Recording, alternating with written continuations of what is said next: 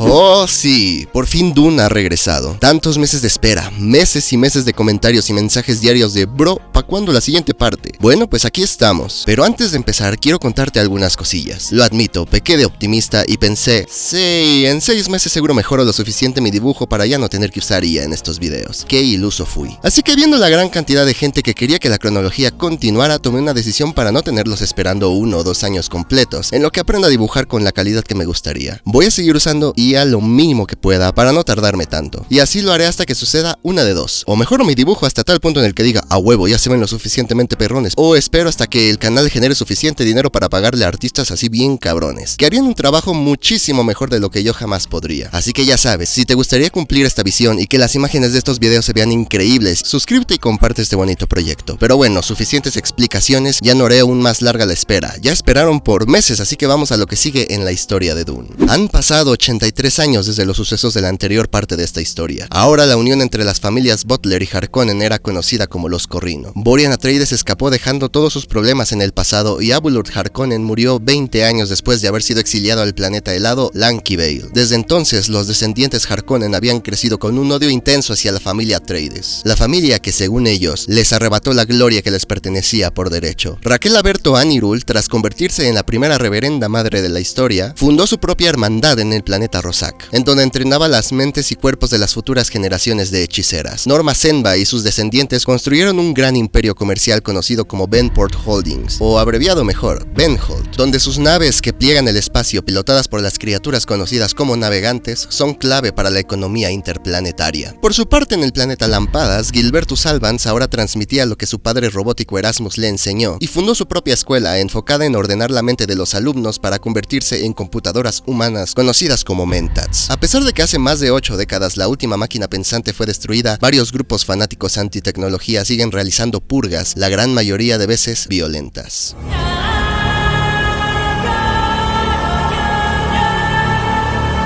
En Rosak estaba la Raquel Aberto Anirul, ya con sus cuantos años encima, pero su espíritu seguía igual de encendido que en la época de la yihad butleriana. Desde que adquirió sus habilidades y se convirtió en la primera reverenda madre, estaba convencida de que aquel proceso era el siguiente paso en la evolución de la humanidad. Llevaba décadas y décadas intentando crear a una segunda reverenda madre, pero por más que las voluntarias consumían la misma droga en las condiciones más similares posibles, nomás no lograban conseguirlo. Algunas terminaban muertas, otras con daño cerebral, y con el pasar de los años, muchas hermanas, sobre todo las jóvenes, comenzaban a dudar sobre si alguna vez lo lograrían. Pero es que además de esto, Raquel tenía un secreto que, de darse a conocer, podría destruir por completo las generaciones futuras de la hermandad. Para ella y sus discípulas era imposible almacenar absolutamente toda la información genética de la humanidad, a pesar de que muchas de las hermanas eran Mentats. Así que la reverenda madre recurrió a algo totalmente ilegal: una computadora con una IA que almacenaba toda la información que la hermandad necesitaba. Muy pocas hermanas sabían sobre aquel secreto, solo las que eran miembros originales de la hermandad y tenían poderes de hechiceras, como Carrie Marquez. La mayoría de las acólitas ya no tenían las habilidades psíquicas innatas y rotísimas que tenían las hechiceras de la época de la yihad butleriana, básicamente porque la Raquel trajo un nuevo camino para la hermandad, uno en el que era necesario involucrarse en la política, así que ahora aceptaban también mujeres que no habían sido criadas en Rosak, por lo que la gran mayoría de hermanas ya no tenían esos genes que les aportaban los poderes. Y hablando de hermanas que no fueron criadas en Rosak, Raquel tenía una acólita que poco a poco se iría convirtiendo en su favorita y estaba convencida de que algún día se convertiría en reverenda madre. Su nombre era Valia Harkonnen. Raquel confiaba tanto en ella y su futuro prometedor que decidió contarle su mayor secreto. La reverenda madre llevó a Valia a través de unas colinas en medio de la selva para mostrarle el camino a una habitación secreta oculta detrás de una pared holográfica. Aquel lugar secreto estaba ubicado en un lugar muy peligroso para escalar, justo para asegurar que nunca nadie lo encontrara por accidente. Al atravesar la pared holográfica falsa, Valia quedó paralizada por el miedo. Era una cueva llena de computadoras, tecnología prohibida que, de saberse su existencia, no solo acabaría con la hermandad, sino que todas serían ejecutadas. Pero Valia demostró rápidamente por qué Raquel confiaba tanto en ella. Comprendió que aquel crimen era un mal necesario para cumplir la visión de la hermandad y asegurar el futuro de la humanidad. Rápidamente aquella jovencita pasó del miedo a la emoción. Pasaban los días y Valia trabajaba cada vez más seguido en la computadora prohibida y convivía con las pocas hechiceras que quedaban con vida. Carrie Marquez era con la que más hablaba y le contaba sobre la pérdida de fe que las nuevas acólitas estaban teniendo, pero Carrie sabía que era cuestión de tiempo para fabricar de manera exitosa un nuevo veneno de Rosack, y deseaba que en el momento oportuno Valia atravesara el proceso también.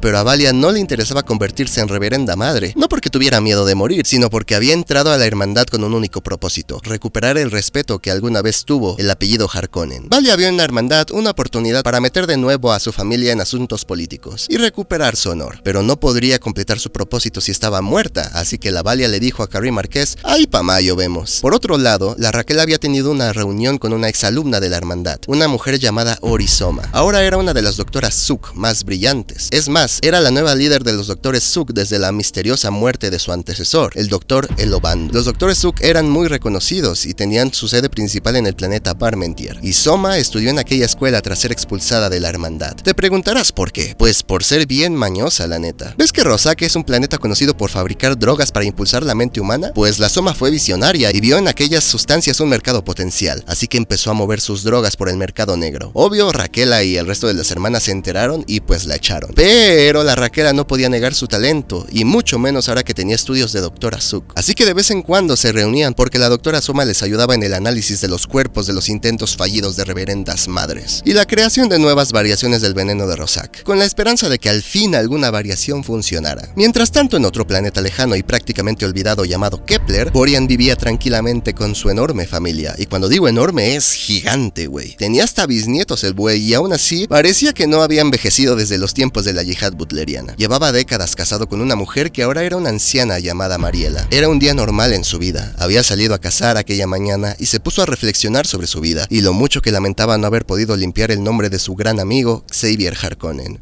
Pero cuando regresó a su pueblo descubrió que aquel día no era para nada normal. A la distancia veía como un grupo de esclavistas atacaba a su familia. Secuestraron a cientos de personas y solamente dejaron atrás a los que consideraban inútiles, como los viejos y los discapacitados. Borian los intentó detener, pero lamentablemente había regresado cuando su trabajo ya había casi terminado. Aún así, armado con su rifle de caza, luchó contra los que pudo, y gracias a esto pudo capturar a uno de los esclavistas antes de que escapara. Después de un rato de torturas en las que recordó aquella época de la terrible guerra, logró sacarle al esclavista la información que necesitaba. Aquellas naves irían al planeta Poritrin. Sin pensarlo dos veces, el Borian se despidió de su amada Mariela y partió para rescatar a su pueblo. Aún no sabía cómo lo haría, pero no había tiempo de pensar un plan. Viajó durante días hasta que finalmente llegó a Poritrin, y entre soborno y soborno averiguó que su familia sería subastada en la ciudad de Nueva Estarda. Si viste las partes anteriores, ya sabrás lo que le pasó a la vieja Estarda. Y para no hacerte la larga, básicamente el Borian decide evitar el conflicto y en la subasta decidió comprar a su familia por una cantidad de dinero ridícula. Así de fácil, así de sencillo, lleva de nuevo a todos de vuelta a Kepler. Pero esto no podía quedar así. Ahora Kepler había sido marcado por los esclavistas como un planeta del que conseguir sus recursos, así que Borian decide que no regresaría a su casa con su familia. Antes iría a Salusa Secundus para hablar con el mismísimo emperador y hacer que protegiera a su planeta de futuras amenazas. Pero su viaje a la capital del imperio tardaría varias semanas, así que por lo mientras veamos qué ha sido de otros personajes importantes. En el planeta Lampadas, Gilbertus Albans dirigía una escuela con una gran cantidad de alumnos. Entre todos los futuros Mentats destacaban dos, aunque por razones muy diferentes. Uno era Drago Roget, su estudiante estrella. Prácticamente era un asistente, casi un compañero para Gilbertus. Y por otro lado estaba Alice Carroll, una enviada del ejército butleriano. Estos güeyes eran seguidores religiosos en contra de cualquier máquina pensante. Y pues como Gilbertus era hijo de Erasmus, ya te imaginarás lo que el Mentat pensaba de estos güeyes. Para este punto el Gilbertus ya tenía más de 100 años y su escuela tenía cientos de profesores y miles de empleados. Una cosa bárbara. Un día el Gilbertus se fue a una habitación privada y secreta en la que guardaba la esfera con la conciencia de Erasmus. Platicaba a diario con su padre robótico, aunque ahora ya no tenía su cuerpo, y justo eso es lo que más deseaba Erasmus, un cuerpo nuevo. Pero Gilbertus conocía a su padre y después de estudiar durante un siglo la historia de la humanidad y comprender lo que las máquinas pensantes habían hecho en realidad, entendía el odio que la humanidad sentía por las máquinas. No lo compartía, pero lo entendía perfectamente. Darle un nuevo cuerpo a Erasmus era un riesgo muy grande, tanto para su padre como para la humanidad entera. Así que el Gilbertus se la pasaba dándole largas al Erasmus diciéndole: tú ten paciencia, seguro este mes sí te hago un cuerpo nuevo, tú confía, güey. Y cómo no, el robot había estado confiando durante casi 100 años. Aquel día Gilbertus tenía que partir a Salusa Secundus, porque en los próximos días se llevaría a cabo una reunión entre los líderes de las casas y escuelas más poderosas. A este grupo, conformado por las personas más poderosas del imperio, imperio lo llamaban Landsraad, y la próxima reunión era una sumamente importante.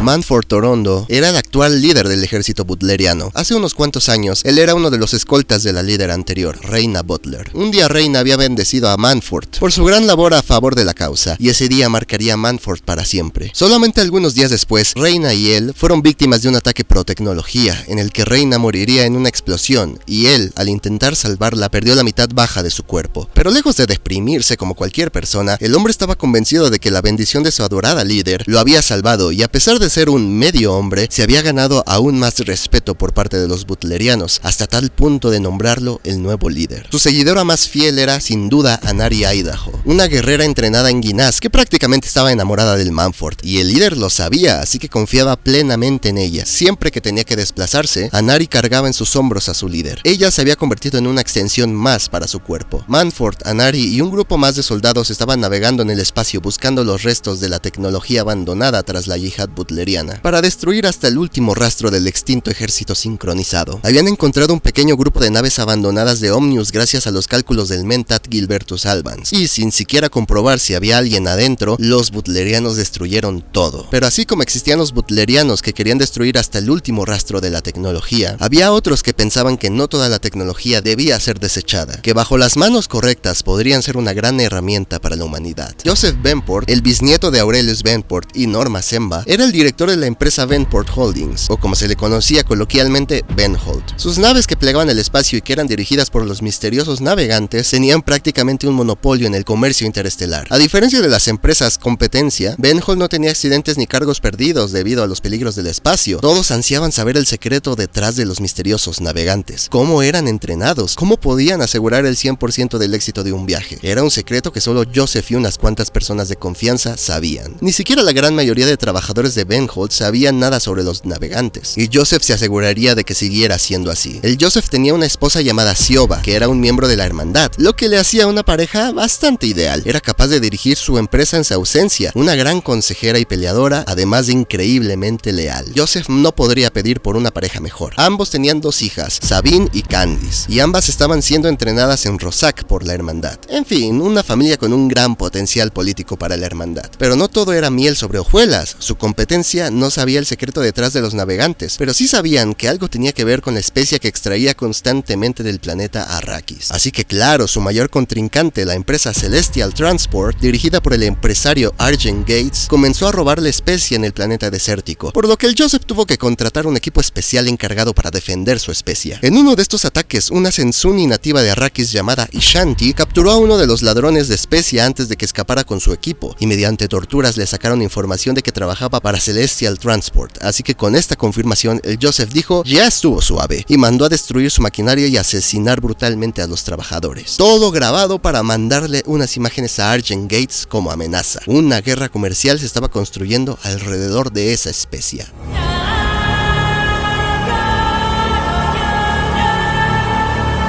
Lanky Vale era un planeta helado y hostil, el hogar perfecto para la familia desterrada con el apellido más odiado del imperio. La familia Harkonnen había crecido con los años con un odio enorme hacia los Atreides, pero no tenía ninguna manera para vengarse. Los Atreides habían desaparecido y seguramente Borian ya habría muerto después de casi un siglo de desaparecido, o al menos eso pensaban. Vergil Harkonnen era el líder de la familia y representante del planeta en el Landsraad. Así es, la familia Harkonnen seguía presente en el grupo de familias más poderosas, pero solo era un título de papel, ¿sabes? Porque en la realidad nadie esperaba que asistieran a las reuniones del Landsraad, es más, ni los pelaban, y si de casualidad asistían, todos hacían como si no estuvieran presentes. Vergil tenía a su esposa Sonia y a 4 hijos, Griffin, el futuro líder de la familia, Valia, que ya te presenté antes, Dambis y Tula Harkonnen. Griffin y Valia eran los hermanos más cercanos, ambos tenían una ambición gigante, sobre todo Valia, que también tenía un odio igual de grande hacia los Atreides. Valia estaba frustrada porque sus padres habían perdido su ambición, se habían resignado a que todos vivirían y morirían en aquel aquel planeta helado y su familia no saldría de aquel hoyo. Pero Griffin y Valia no compartían ese pensamiento. Eso los hacía muy unidos. Eran tan cercanos que podían jurar que el amor y el dolor del otro lo sentían mutuamente. Y desde niños ambos prometieron que recuperarían el honor de la familia Harkonnen. Pero además de esto, sucedería un evento que haría que su conexión fuera irrompible. Cuando eran jóvenes, Griffin por alguna razón estaba caminando en el hielo delgado e inevitablemente sucede lo que todos vemos venir. El hielo se rompe y Griffin comienza a ahogarse y congelarse desesperado, buscando un escape de su muerte. Valia lo vio todo desde la distancia, corrió inmediatamente intentando rescatar a su hermano, pero el cuerpo de Griffin ya estaba demasiado profundo y era imposible para ella alcanzarlo. Comenzó a gritar desesperada, ordenándole que nadara, que subiera de regreso a ella. Griffin no supo qué pasó, pero la voz de su hermana hizo que su cuerpo, que antes no reaccionaba, de repente comenzara a nadar sin descanso, intentando alcanzar los brazos de Norma. Su cuerpo sacó una fuerza de voluntad que solo la voz de Valia pudo despertar, y finalmente salió de las aguas heladas directamente a los brazos de su hermana, sobreviviendo de milagro. Valia no lo sabía, pero aquella era la primera vez que ocupaba uno de sus poderes psíquicos, que ella desconocía que tenía. El cuerpo de Griffin no reaccionó por amor a su hermana, sino porque la voz de Valia, que le ordenaba nadar hacia ella, tenía una carga psíquica que le hacía imposible negarse a sus órdenes. Tras esto, en los años siguientes hicieron planes y planes de qué podrían hacer para recuperar el honor de los Harkonnen, hasta que, como si fuera parte de su destino, hace 5 años Valia recibió la visita de una hermana que buscaba nuevas reclutas y ahí la ambiciosa Harkonnen vio la oportunidad que tanto estaba esperando. Por su parte, Griffin no esperaría a nadie. Él construiría su propia reputación siendo el nuevo líder de la familia y ganaría poder político y comercial en el Landsraad por sus propios méritos. Más específicamente, mediante el comercio de la carne y piel de ballena, animal que abundaba mucho en ese planeta. Y para que veas el tamaño de su ambición, a pesar de que su padre Vergil era el líder oficial, ya todos prácticamente se dirigían a Griffin para cualquier tipo de asunto político o comercial. Ya habían pasado 5 años desde la partida de su amada hermana, y Griffin esperaba pacientemente la respuesta del Imperio a una petición que hizo para convertirse oficialmente en el nuevo representante de Lankiveil en el Landsraad. Pero los días pasaban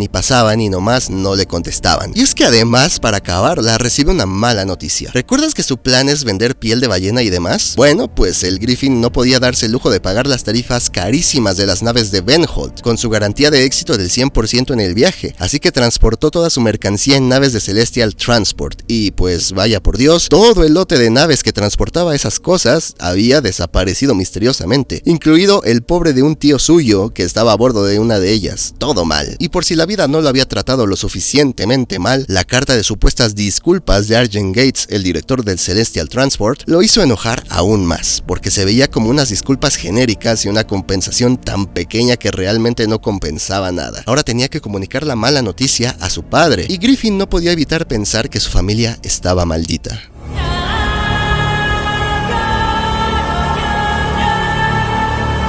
En Salusa Secundus gobernaba el emperador Salvador Corrino, y un día observaba la ciudad de Simia, llena de monumentos a figuras importantes de la yihad butleriana y a Saimex caídos. Salvador tenía 2 hermanos, ambos hijos del mismo padre, pero de diferente madre. Uno era Roderick Corrino, su mano derecha y consejero personal prácticamente, y la otra era Ana Corrino, una chica que pues no aportaba demasiado al gobierno, la verdad. El emperador claramente tenía a su emperatriz, una mujer llamada Tabrina, pero esta pareja no era una de enamorados, para nada. Su matrimonio era meramente político, y Tabrina se lo recordaba constantemente, negándose a tener delicioso con él y pidiéndole a Salvador que le diera un puesto de trabajo con más poder político. Pero el emperador se negaba siempre. Aquel día, algunos de sus guardias habían encontrado un cuerpo, colgado en uno de estos monumentos a la yihad, y al lado de él un mensaje que decía que aquel cuerpo era el del traidor Ture Morocco. El Morocco fue, junto a otros miembros de la Comisión de Traductores Ecuménicos, el creador de la Biblia Católica Naranja, un escrito religioso que nació a partir de las consecuencias de la yihad butleriana. Pero después de unos análisis confirmaron que el cuerpo encontrado no era el del verdadero Morocco. Con este ya eran bastantes cuerpos de inocentes que encontraban y que decían que era el Morocco. Pero cada vez que sucedía esto, El Salvador tenía que dar el comunicado a su pueblo de que aquel cuerpo no era el de aquella persona. ¿Qué había hecho el Ture Morocco para que tanta gente lo quisiera muerto? Pues eso te lo cuento en unos minutos más. Por lo mientras te cuento que aquel día iba a ser uno bastante agitado porque el Manford Torondo había llegado a la ciudad de Simia para presentarse la reunión del Landsrat, reunión que por cierto él había convocado porque tenía muchas cosas que decir. En aquella reunión el líder butleriano comenzó a mostrar aquel lado tan peligroso que tenía, su lado de apasionado religioso. Reveló lo que muchos en esa reunión ya sabían: muchísimas personas tenían en sus casas diferentes tipos de máquinas peligrosas, máquinas que quizás no operaban con ninguna IA, pero que eran igual de peligrosas porque representaban todo lo contrario al movimiento butleriano. Según ellos, el ser humano no debería depender nunca de una máquina, el cuerpo y la mente eran sagrados. Así que propuso en el Landsrat que se hiciera una votación para aceptar la noción de que todos se comprometerían a deshacerse hasta de la última máquina en sus casas, y aquellos que no lo hicieran serían castigados por blasfemia o algo así,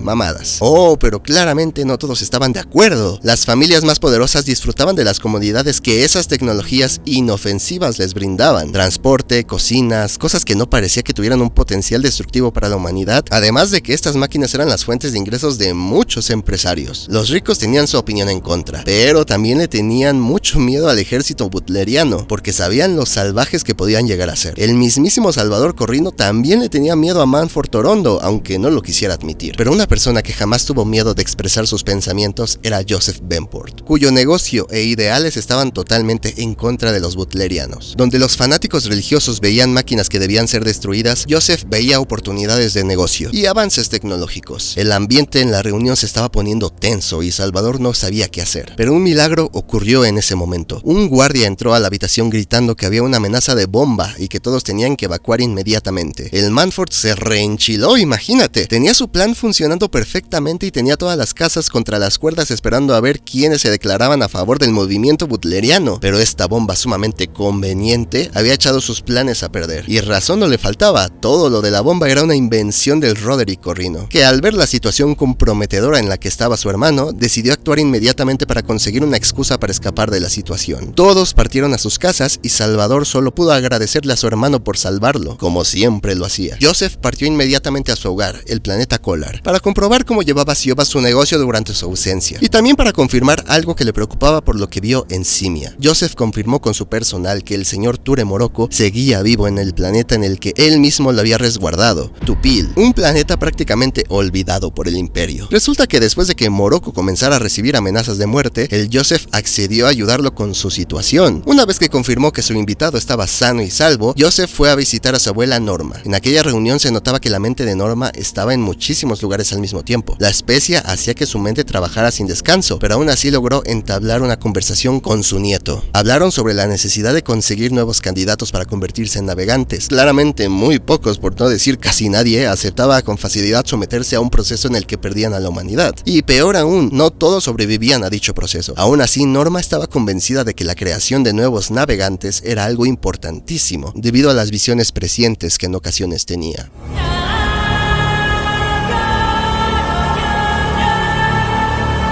Hace ya varios meses que el emperador Salvador Corrino tenía problemas de salud a pesar de no ser viejo. Tenía dolores de cabeza constantes y ninguno de los doctores Zook que lo atendían le daba ninguna cura a su estado. Al menos no ahora, pero antes el emperador juraba que el exdirector de los Zook sí lo ayudaba, el doctor Elobando. Al menos así era hasta que supuestamente el güey se quitó la vida. Salvador lo extrañaba porque le aliviaba sus malestares, pero esto era una mentira. En realidad el Elobando lo chamaqueaba con pura medicina placebo, pero gracias a la sugestión el emperador sentía que mejoraba. Pero el emperador desconocía esto y recordaba a aquel doctor como uno de los mejores. Días después de la amenaza falsa de bomba, los Corrino organizaron una carne asada con otras familias poderosas que consideraban amigas. En esta reunión, Ana Corrino andaba de castrosa con sus hermanos para que la dejaran ver a un buey del que supuestamente estaba enamorada. La chica estaba enamorada de un hombre llamado Girón Donev, un random al que los Corrino no aceptaban, porque no tenía suficiente poder político, así que ya sabes, era un amor imposible de telenovela. También en estas carnitas estaban la madrastra del Salvador, del Roderick y de la Ana, la ex emperatriz Orena, acompañada por un miembro de la hermandad llamada Dorotea, hermana que por cierto apoyaba fielmente a los butlerianos y su odio por las máquinas. Allí andaba la realeza comiendo tranquilamente cuando de repente y sin previo aviso entró la mismísima Norma Semba acompañada con guardias. Todos se recontrasacaron de onda. La Norma nunca salía de Kolar, salvo para asuntos extremadamente importantes, así que después de darle la bienvenida, el Salvador le pidió que les contara preguntara qué hacía en aquel lugar. La norma fue directa. Ella quería que los Corrin no impidieran que Manford Torondo y su ejército de butlerianos siguieran destruyendo naves de la época de la yihad butleriana, que podrían ser perfectamente utilizadas por más navegantes. Ahora sí, El Salvador estaba contra las cuerdas. La norma era extremadamente respetada por el imperio, y si la desobedecía, su imperio podría empezar a dudar sobre su gobierno. Pero si le hacía caso, Manford y su ejército desataría su furia y los fanáticos religiosos no tenían límites. El pobre no sabía cuál de los dos escenarios le daba más miedo. Y sin más, la norma se fue de regreso a Kolar. Pasaron unos días y la Ana seguía jode y jode con que quería estar de novia con el Girondo Nev. Así que sus hermanos Roderick y Salvador decidieron básicamente sobornar al güey para que ya no quisiera de nuevo salir con su hermana. Y vaya por Dios, pobre de la Ana, el Girondo aceptó. Aún así, el güey no era del todo un patán y le dejó una carta a la madrastra Orena, que curiosamente se llevaban bastante bien con Ana a pesar de que no era su madre biológica. Y en aquella carta el Girondo le dice: oye chiqui baby, hay que reunirnos en nuestro lugar especial a la medianoche. Así que la Ana dice: ya se armó el caldo. Y fue a aquel lugar y después de un buen delicioso, el Girondo le dice que aquella iba a ser su última noche juntos y que jamás se podrían volver a ver. Dicho esto, el güey se fue. Pero el Roderick y el Salvador se enteraron de aquella reunión y decidieron que ya estuvo suave, ya se había pasado de lanza a la hermana. Era tiempo de que su hermana madurara y se convirtiera en la mujer que su familia necesitaba. Así que gracias al consejo de la hermana Dorotea, decidieron que lo mejor era enviar a Ana a ser entrenada para convertirse en una miembro de la hermandad de Rosack, y que así enderezara su camino.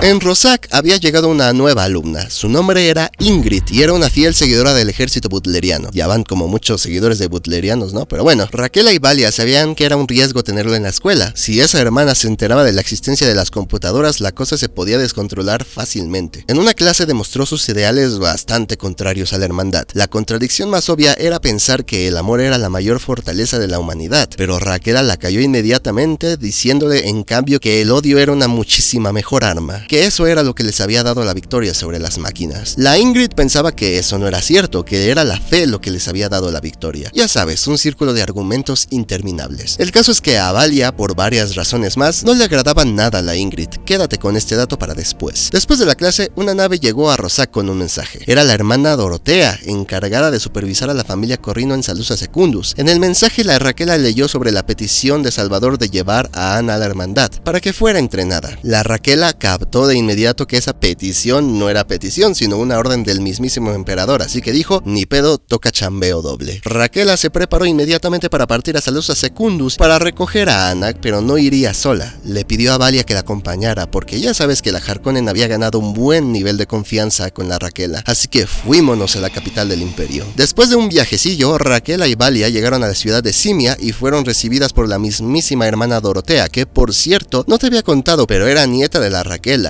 Pero la pobre Dorotea lo desconocía porque la hermandad ocultaba los árboles genealógicos de los miembros nacidos en Rosack, para así evitar apegos emocionales entre madre e hija, por ejemplo. Eran hermanas y ese era el único apego emocional que necesitaban. Y fue la misma Raquel la que hizo esta prohibición después de que su propia hija, la madre de Dorotea, justo se había apegado con la pequeña Dorotea. Así que básicamente a la madre la asignaron a un planeta lejano en el que quién sabe cuál fue su destino. Seguro ya estaba en una mejor vida. El caso, después de una plática cordial, la Dorotea les reveló que el emperador Salvador les había ordenado que acompañara a Ana en todo su proceso en Rosack. Entonces ya no podría estar en Salusa Secundus vigilando a la familia real. Terrible. Así que solo quedaba que Ana estuviera lista para partir y comenzar su educación. Mientras tanto, en un planeta lejano, Manford Torondo estaba reflexionando mientras Anari Idaho lo estaba ayudándose a dar un baño. En medio de su reflexión recordó la explosión que acabó con Reina Butler, aquella misma explosión que le costó sus piernas en un intento de salvar a la mujer que más admiraba. Cuando Anari terminó de limpiarlo, Manford le hizo abandonar la habitación y se puso a leer uno de los diarios de Erasmus, que fue encontrado en los restos del planeta Corrin. Aquellas notas eran su mayor secreto y al mismo tiempo su mayor motivante para continuar con su movimiento butleriano. En ellas Erasmus aseguraba que con el paso de los años, los humanos cometerían el error de fabricar a las máquinas pensantes de nuevo, y ellos, a diferencia de los humanos, tenían una paciencia infinita. Aquella idea perturbaba profundamente a Manford. No podía permitir que la historia se repitiera, no podía permitir que la humanidad cometiera los mismos errores que casi la llevan a la extinción.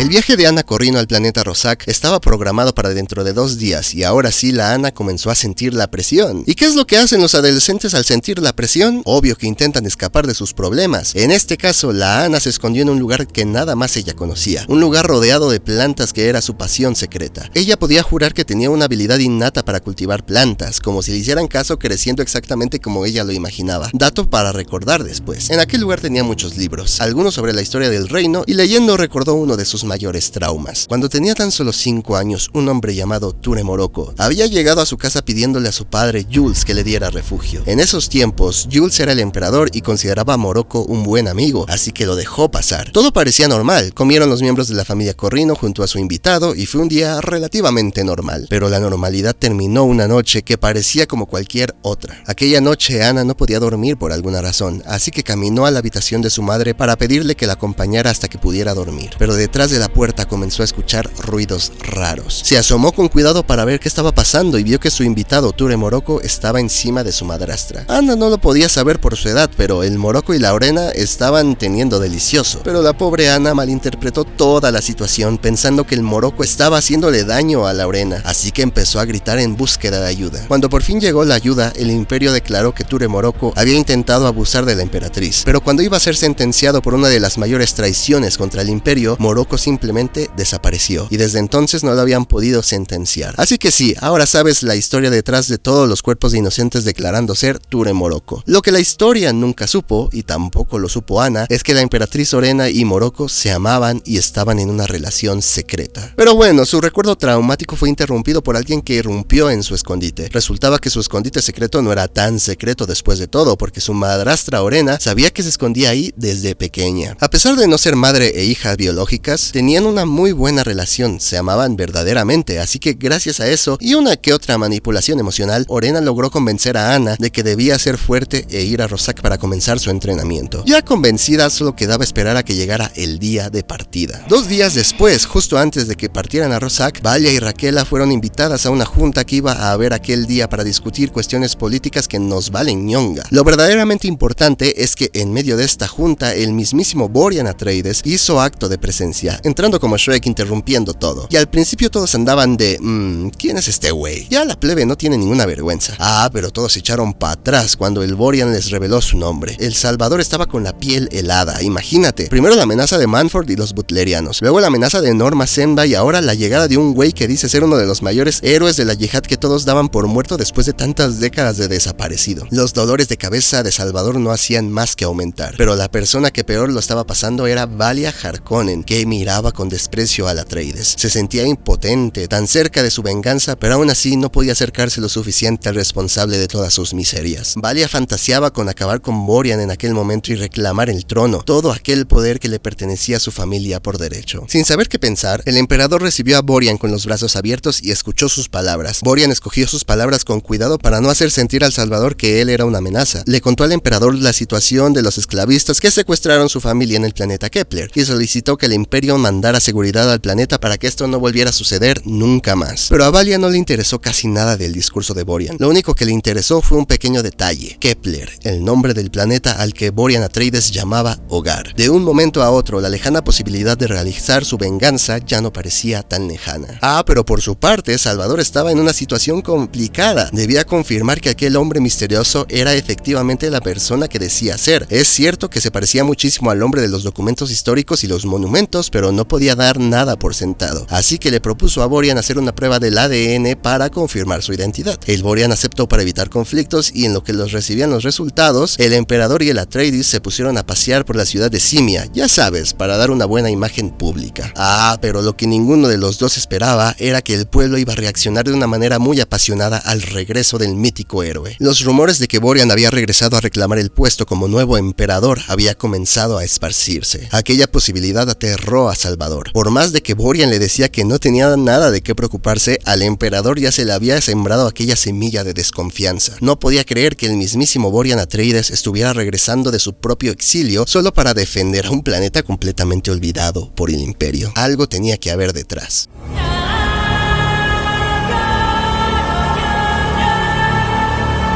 Recientemente el ejército butleriano había hecho un descubrimiento en el planeta Hezra, el antiguo hogar de los extintos Saimek. Elus, un guerrero entrenado en el planeta Ginaz, y su equipo de maestros espadachines descubrieron en una base de datos de la Titán Juno que existían varios centros de investigación secretos. Así que ya sabes, son butlerianos, por supuesto que van a querer destruir estos centros. Al llegar a uno de estos centros secretos, Elus y su equipo vio a lo lejos que aquella instalación aún tenía algo de iluminación, como si siguiera en operación después de tantísimos años. Así que, por curiosidad para ver qué eran aquellas luces, ingresaron al centro en lugar de simplemente destruirlo como siempre lo hacían. Al entrar, aquellas instalaciones no parecían tener nada especial, eran exactamente iguales a muchas que ya habían destruido antes, a excepción de aquella habitación con tenues luces encendidas. Al acercarse, los guerreros butlerianos lograron distinguir que aquel brillo provenía de unas cápsulas que parecían estar conservando dos cuerpos humanos. Lo peor de todo es que aquellos cuerpos estaban despiertos y parecían totalmente conscientes, como si hubieran pasado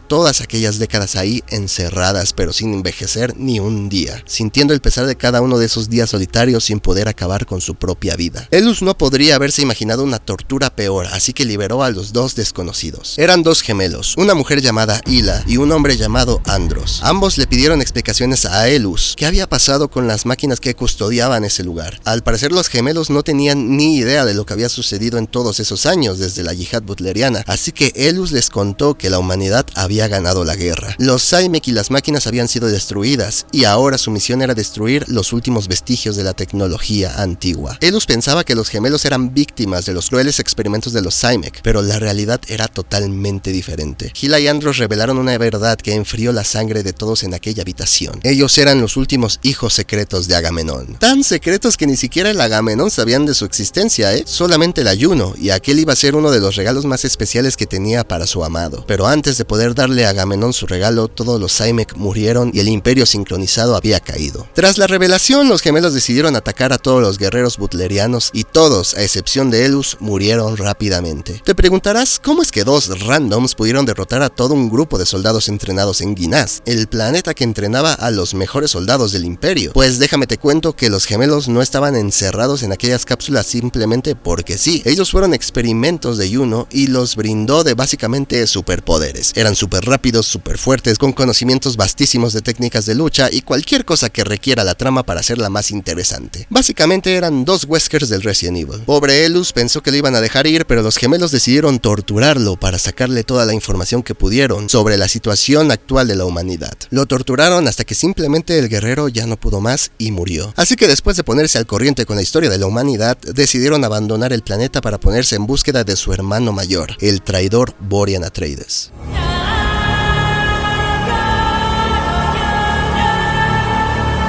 La doctora Soma, líder de los doctores Suk, fue a visitar a Joseph Benport porque él era su principal patrocinador. Soma no quería revelarlo al público, pero la escuela Suk estaba en serios problemas económicos ocasionados por la pésima dirección de su líder anterior, el doctor Elo Bando. Joseph los había apoyado, pero claro, los Benport ya sabemos que tienen mente de empresarios y su ayuda en realidad no era gratis. Usaba su influencia en la escuela Suk para obtener avances científicos, sobre todo los relacionados a tener más navegantes exitosos. Oh, pero pobre doctora Soma no había obtenido los resultados esperados y había ido a convencer al Joseph a que les diera más tiempo. Pero el Joseph no era una persona servicial, para nada. No solo tenía en su poder la economía de la escuela Suk, sino que también tenía información muy sensible sobre la doctora Soma. Fíjate que resulta que el suicidio de Elo Bando en realidad no fue ningún suicidio. Fue la mismísima doctora Soma quien acabó con la vida del doctor porque consideraba que estaba destruyendo la escuela, llenándola de deudas y enseñando valores que según ella no debían enseñarse en esa escuela. Además de, claro, estafar al emperador con medicina placebo. Así que en lugar de buscar que lo despidieran o algo así, la Soma dijo, lo voy a envenenar y fingir que fue un suicidio. Seguro es la mejor idea. En este universo todos son re dramáticos, brother. Ah, pero el Joseph tenía ojos en todas partes y se enteró de todo esto y lejos de acusarla, la apoyó porque admiraba la determinación de la doctora. Pero por más que la admirara, ella estaba en deuda con él, así que el Joseph decidió aprovechar que tenía poder sobre ella para exprimirla aún más. Le dijo a la doctora que la ayudaría a cambio de la muerte muestra de sangre que le habían sacado a Borian Atreides para confirmar su identidad. Con ella quizás podía descifrar el secreto detrás de su inmortalidad. Sin muchas más opciones, la doctora tuvo que aceptar el trato. Después de la visita, el Joseph decidió que era momento de ir a visitar uno de sus muchos planetas secretos. Denali era un planeta del que muy pocos sabían su existencia. Prácticamente solo lo conocían miembros de Benholt. En ese planeta tenía un gran equipo de científicos que hacían diferentes experimentos de todo tipo, incluyendo algunos con tecnología prohibida, como las partes de los cuerpos de los extintos Psymech. Aquella instalación era dirigida por Nofi, un Tlu-Laxa que Joseph liberó tiempo atrás, debido a que fue capturado por los butlerianos porque realizaba experimentos relacionados con la clonación. Joseph simplemente no podía permitir que una mente con tanto potencial se desperdiciara en una prisión. Joseph fue a ese planeta para entregarle a Nofi la sangre de Borian Atreides para que comenzara a estudiarla a profundidad. Y antes de que el empresario partiera de vuelta a Kolar, Nofi le comentó algunos de los avances de su proyecto más importante. Quería lograr conseguir los poderes de los navegantes, pero sin necesidad de toda la metamorfosis desagradable que hay detrás. Aún con tantos años de investigación, no estaban ni cerca de conseguirlo.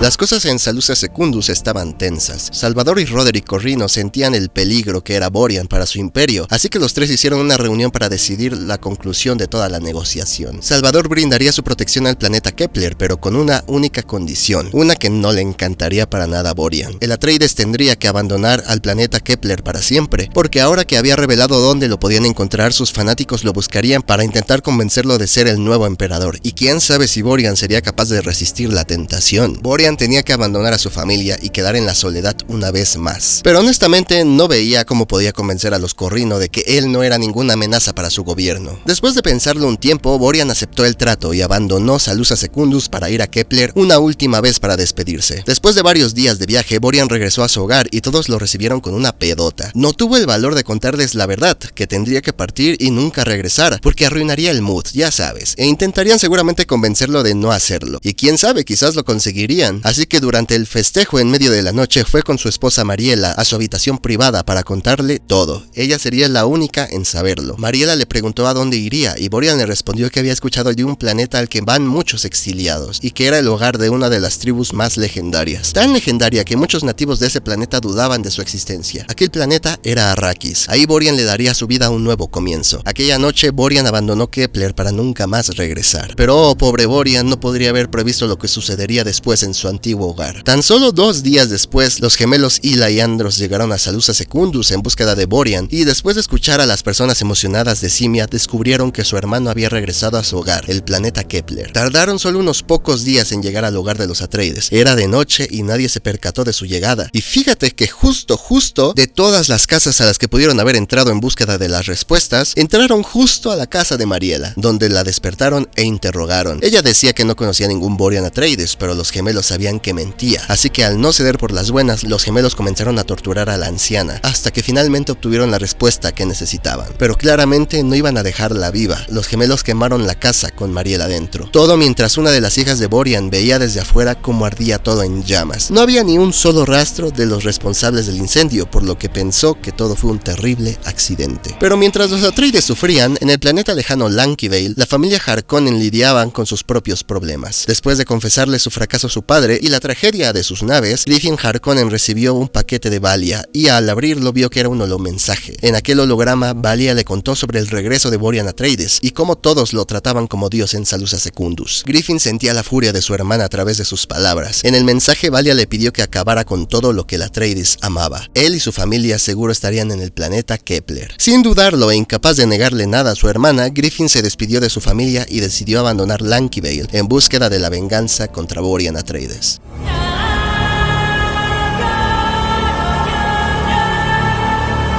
En Rosac, Valia intentaba relacionarse con la recién llegada Ana Corrino, pero ninguna confiaba en la otra, así que Valia iba a tener que esforzarse mucho más para cumplir su tarea. Al mismo tiempo, Raquel estaba teniendo una reunión con Carrie Marqués y otras de sus hermanas más confiables. Algunas de ellas habían heredado parcialmente el poder de las antiguas hechiceras y gracias a esos genes habían tenido una sensación desagradable, una visión, un mal presagio. Veían a la hermandad dividida en 2 bandos, los anti y los pro tecnología. Aquella división de ideologías podría ocasionar la destrucción destrucción de la misma hermandad, por la que Raquel había trabajado tanto y obvio no podía permitirlo. Raquel no lo sabía, pero dos hermanas se habían hecho amigas cercanas y aquella amistad podía ser el inicio del fin. Las hermanas Dorothea e Ingrid, ambas fieles a las ideas butlerianas, habían escuchado rumores muy preocupantes. Había quienes decían que habían máquinas ocultas en ese mismo planeta y que la hermandad las ocupaba de manera ilegal. Indignadas, llegaron a la conclusión de que, de ser verdad el rumor, ellas mismas tendrían que destruir cualquier rastro de tentación que pudiera estar afectando a la Santa Hermandad. Pasaban los días en aquel planeta y Anna había demostrado ser una rebelde. Intentaba escapar de las clases de la hermandad y Valia tenía que ir constantemente a buscarla. Pero sorprendentemente parecía que esa atención que le daba Valia le gustaba a Anna, y en sus adentros poco a poco comenzaba a considerar a Valia como una amiga.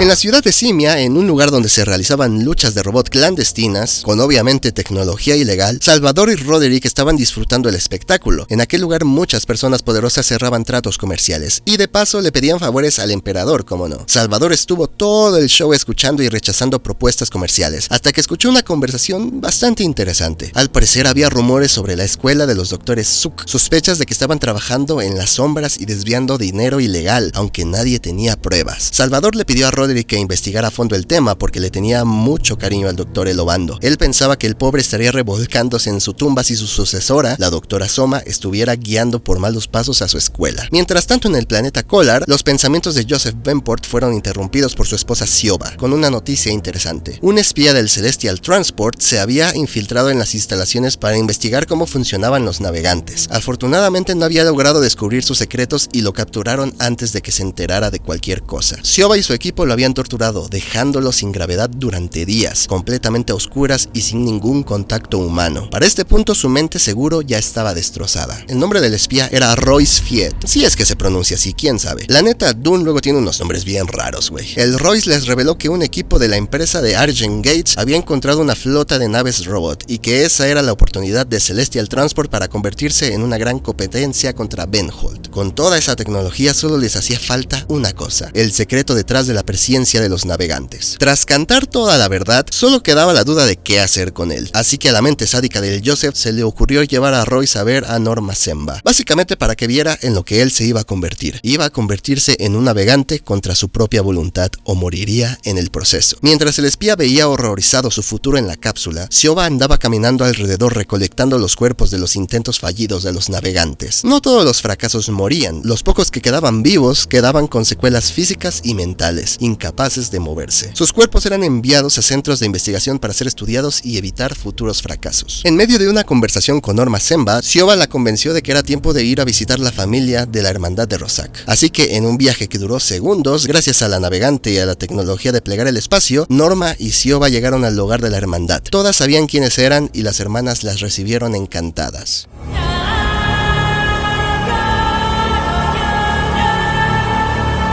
Drago Roget se había convertido en uno de los mejores, si no es que en el mejor estudiante de los Mentats desde que se fundó la escuela. En una partida de guerra estelar holográfica contra Gilbertus demostró estar casi al nivel del hijo de Erasmus, o sea, todo un crack. Un día, Gilbertus y Drago se reunieron para trabajar en un análisis por última vez antes de la graduación del joven. Gilbertus consideró contarle sobre la existencia de Erasmus. Imagínate nada más la confianza y expectativas que tenía en su alumno. Pero pues al final no se animó porque el Erasmus lo convenció de que no era la mejor idea de la vida. Aquel día estaban revisando unos cálculos inconclusos del Gilbertus y gracias a la ayuda del Drago descubrieron la existencia de una posible fábrica de naves y centro de investigación del ejército sincronizado. Así de chill, güey. Literal, iban a hacer cálculos por diversión y terminaron encontrando el Santo Grial. Después de que su alumno abandonó la habitación, Gilbertus fue a corroborar la veracidad de la información con Erasmus y sabiendo que la información es poder, el Mentat decidió no contarle de la existencia de esa fábrica de naves a nadie, al menos por ahora. Al día siguiente, Gilbertus graduó a 12 estudiantes, entre ellos al Drago,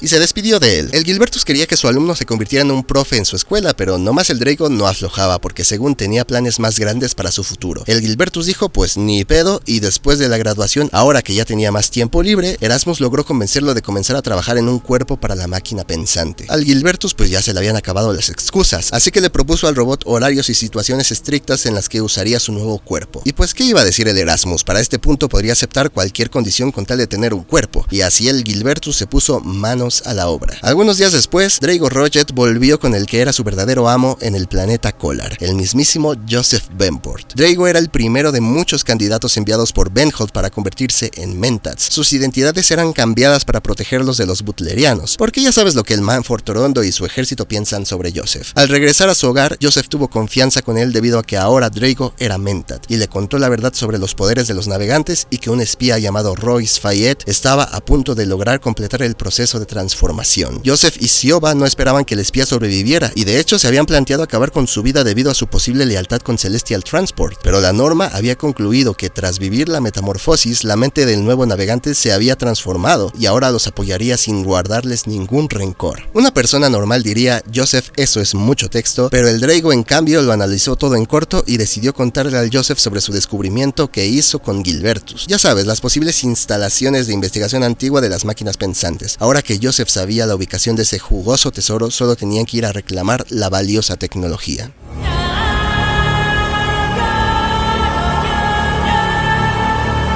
Para este punto de la historia, Anna Corrino ya consideraba a Valia Harkonnen como su amiga y hasta la admiraba. Lo sé, tremendos los cambios que una persona puede tener con tan solo unos mesecillos. Seguía siendo una estudiante inquieta, pero ahora era una apasionada también. Pero eso sí, era muy dependiente de Valia. Literal, no estudiaba ni hacía nada si Valia no estaba presente. A su grupo de amigas se unieron las hijas de Joseph Benport. ¿Te acuerdas de ellas? La Sabine y la Candice Benport. Ellas dos se unieron a su grupito por petición de Raquela, porque había visto que Valia tenía una pasión increíblemente contagiosa. Era una líder innata, aunque como consecuencia, al tener que estar tan bien con Sabine y Candice, esto ocasionaba que Valia pasara menos tiempo en las computadoras analizando la información genética, que al final era algo que le apasionaba. Aún así, cuando podían, investigaba sobre su linaje y sobre cómo Borian Atreides traicionó a su mejor amigo Xavier al nunca limpiar su apellido e incluso lo ensució más exiliando a Abulurt. No podía esperar a que Griffin llegara a Kepler y le diera su merecido. Que hablando de Griffin, el güey viajó en una nave de Celestial Transport a Kepler, aunque no le encantaba usar esas naves porque ya sabes que tenían la fama de desaparecer misteriosamente.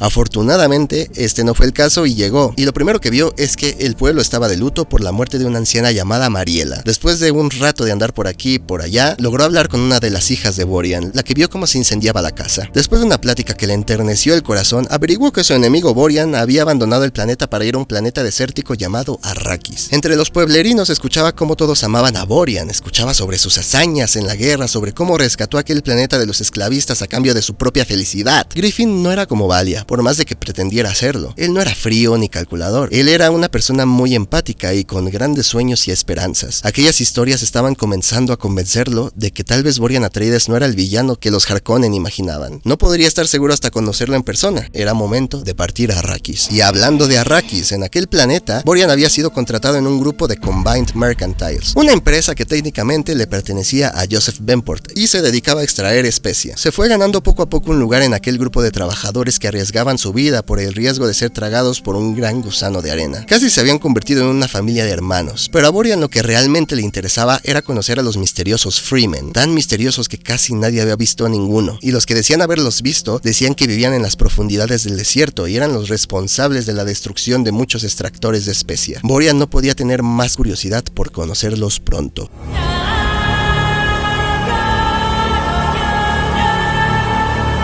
Un doctor llamado Ptolemy, acompañado por su compañero sirviente Tlulaxa Elkan, fueron a visitar a Manford Torondo para ofrecerle uno de sus avances científicos. Prostéticos muy avanzados de piernas que el mismo Elkan ocupaba porque también había perdido una pierna. El Ptolemy y el Elkan tenían la esperanza de hacerle ver a Manford el lado bueno de la tecnología. Y quién sabe, quizás incluso hacerlo interesarse por ella. Pero los científicos que habían acudido a aquella reunión con un gran brillo en sus ojos de esperanza, habían pecado de optimistas y habían infravalorado el poder de la religión sobre una persona. Obvio que el Manford y la Nari Idaho se reofendieron y destruyeron emputadísimos los prostéticos. Ahí los científicos sintieron miedo. La ira en los ojos de los butlerianos era una que nunca habían visto, e incluso sentían que los podrían mandar con Diosito ahí mismo. Decepcionados, enojados y atemorizados, los doctores se despidieron lo mejor que pudieron y abandonaron el planeta. Ptolemy y Elkan regresaron al planeta Zenith, donde estaban sus laboratorios. Siguieron trabajando algunos días intentando ignorar el fracaso que fue su negociación con Manford Torondo. Pasó toda una semana desde su llegada hasta que finalmente se rompió el ambiente pacífico con la llegada sorpresa del ejército butleriano. Soldados cegados por el fervor religioso invadieron los laboratorios y comenzaron a destruirlos sin escuchar los gritos desesperados de todos los científicos que trabajaban en aquel planeta. En medio del caos, la sangre y la destrucción, Mumford decidió que quería convertir a Ptolemy en un butleriano, así que se lo llevó para que observara lo que estaba a punto de hacer. Anari Idaho le mostró al mejor amigo de Ptolemy, el Tlulaxa Elkan, y de una manera bastante sádica desprendió al científico de sus prótesis, dejándolo morir ahí desangrado. Ptolemy solo podía ver derrotado y horrorizado sus laboratorios destrozados a través de las ventanas de una nave en la que lo transportaban. En ese momento el doctor juró venganza. Mumford no lo sabía, pero aquel día había provocado el nacimiento de uno de sus enemigos más peligrosos. Ptolemy fue liberado para que muriera solo en aquel planeta después de que presenciara la destrucción de sus laboratorios y la muerte de su amigo. Al parecer Mumford pensaba que ese trauma era suficiente castigo para hacer reflexionar al científico. Ptolemy recolectó el poco dinero que le quedaba escondido y decidió dejar que el universo pensara que estaba muerto. En secreto fue a reunirse con la única persona que pensaba que podría simpatizar con su odio contra los butlerianos, Joseph Benport. Le costó varios días conseguir una audiencia con él, pero al hacerlo lo convenció de apoyar su proyecto para acabar con la mentalidad ignorante de los butlerianos. Efectivamente, Joseph empatizó con su odio y le propuso que trabajara en una de sus instalaciones secretas de investigación, la del planeta Denali, donde nadie lo molestaría y su imaginación no tendría límites. Inmediatamente fueron a Denali en una nave que plegaba al espacio. Ptolemy fue recibido por un Tlulaxa que le recordaba a su mejor amigo caído. Nofi le presentó todo el laboratorio lleno de tecnología ilegal, pero con un gran potencial si se usaba correctamente. Lo que más le sorprendió a Ptolemy fue la revelación de un cuerpo completo, casi intacto de un Psymech, totalmente a su disposición para analizarlo. El científico estaba maravillado y no podía dejar de pensar en las diferentes formas en las que podría usar aquella máquina para hacer sufrir a Mumford Torondo. Mientras tanto, el Mumford se cansó de los pro tecnología y los actos de los doctores del planeta Zenith fue la gota que derramó el vaso. Así que decidió ir a Simia para hablar con el emperador Salvador una vez más y llegar en ese momento a un acuerdo. Entró al planeta sin avisar, ya sabes que tiene esa mala costumbre, y se plantó con sus dos huevotes en la entrada del palacio con un gran ejército a modo de amenaza. Tardó toda una hora, pero Salvador decidió reunirse en una habitación privada con Mumford, y entre sutiles amenazas, entre ellas que el ejército que traía solo era un ejército pequeñísimo en comparación a su flota entera, Mumford convenció al emperador de considerar arreglar una nueva reunión del Landstrat. Pero claro, el Mumford andaba re caliente por lo de Ptolemy, así que también exigió que en un futuro cercano se destruyera la escuela Zuk en Salusa Secundus, para mandar un mensaje al imperio sobre la postura política e ideológica de Salvador. En otras palabras, el Mumford amenazó al Salvador con empezar una guerra si no apoyaba a los butlerianos. Uf, la cosa se comenzaba a calentar.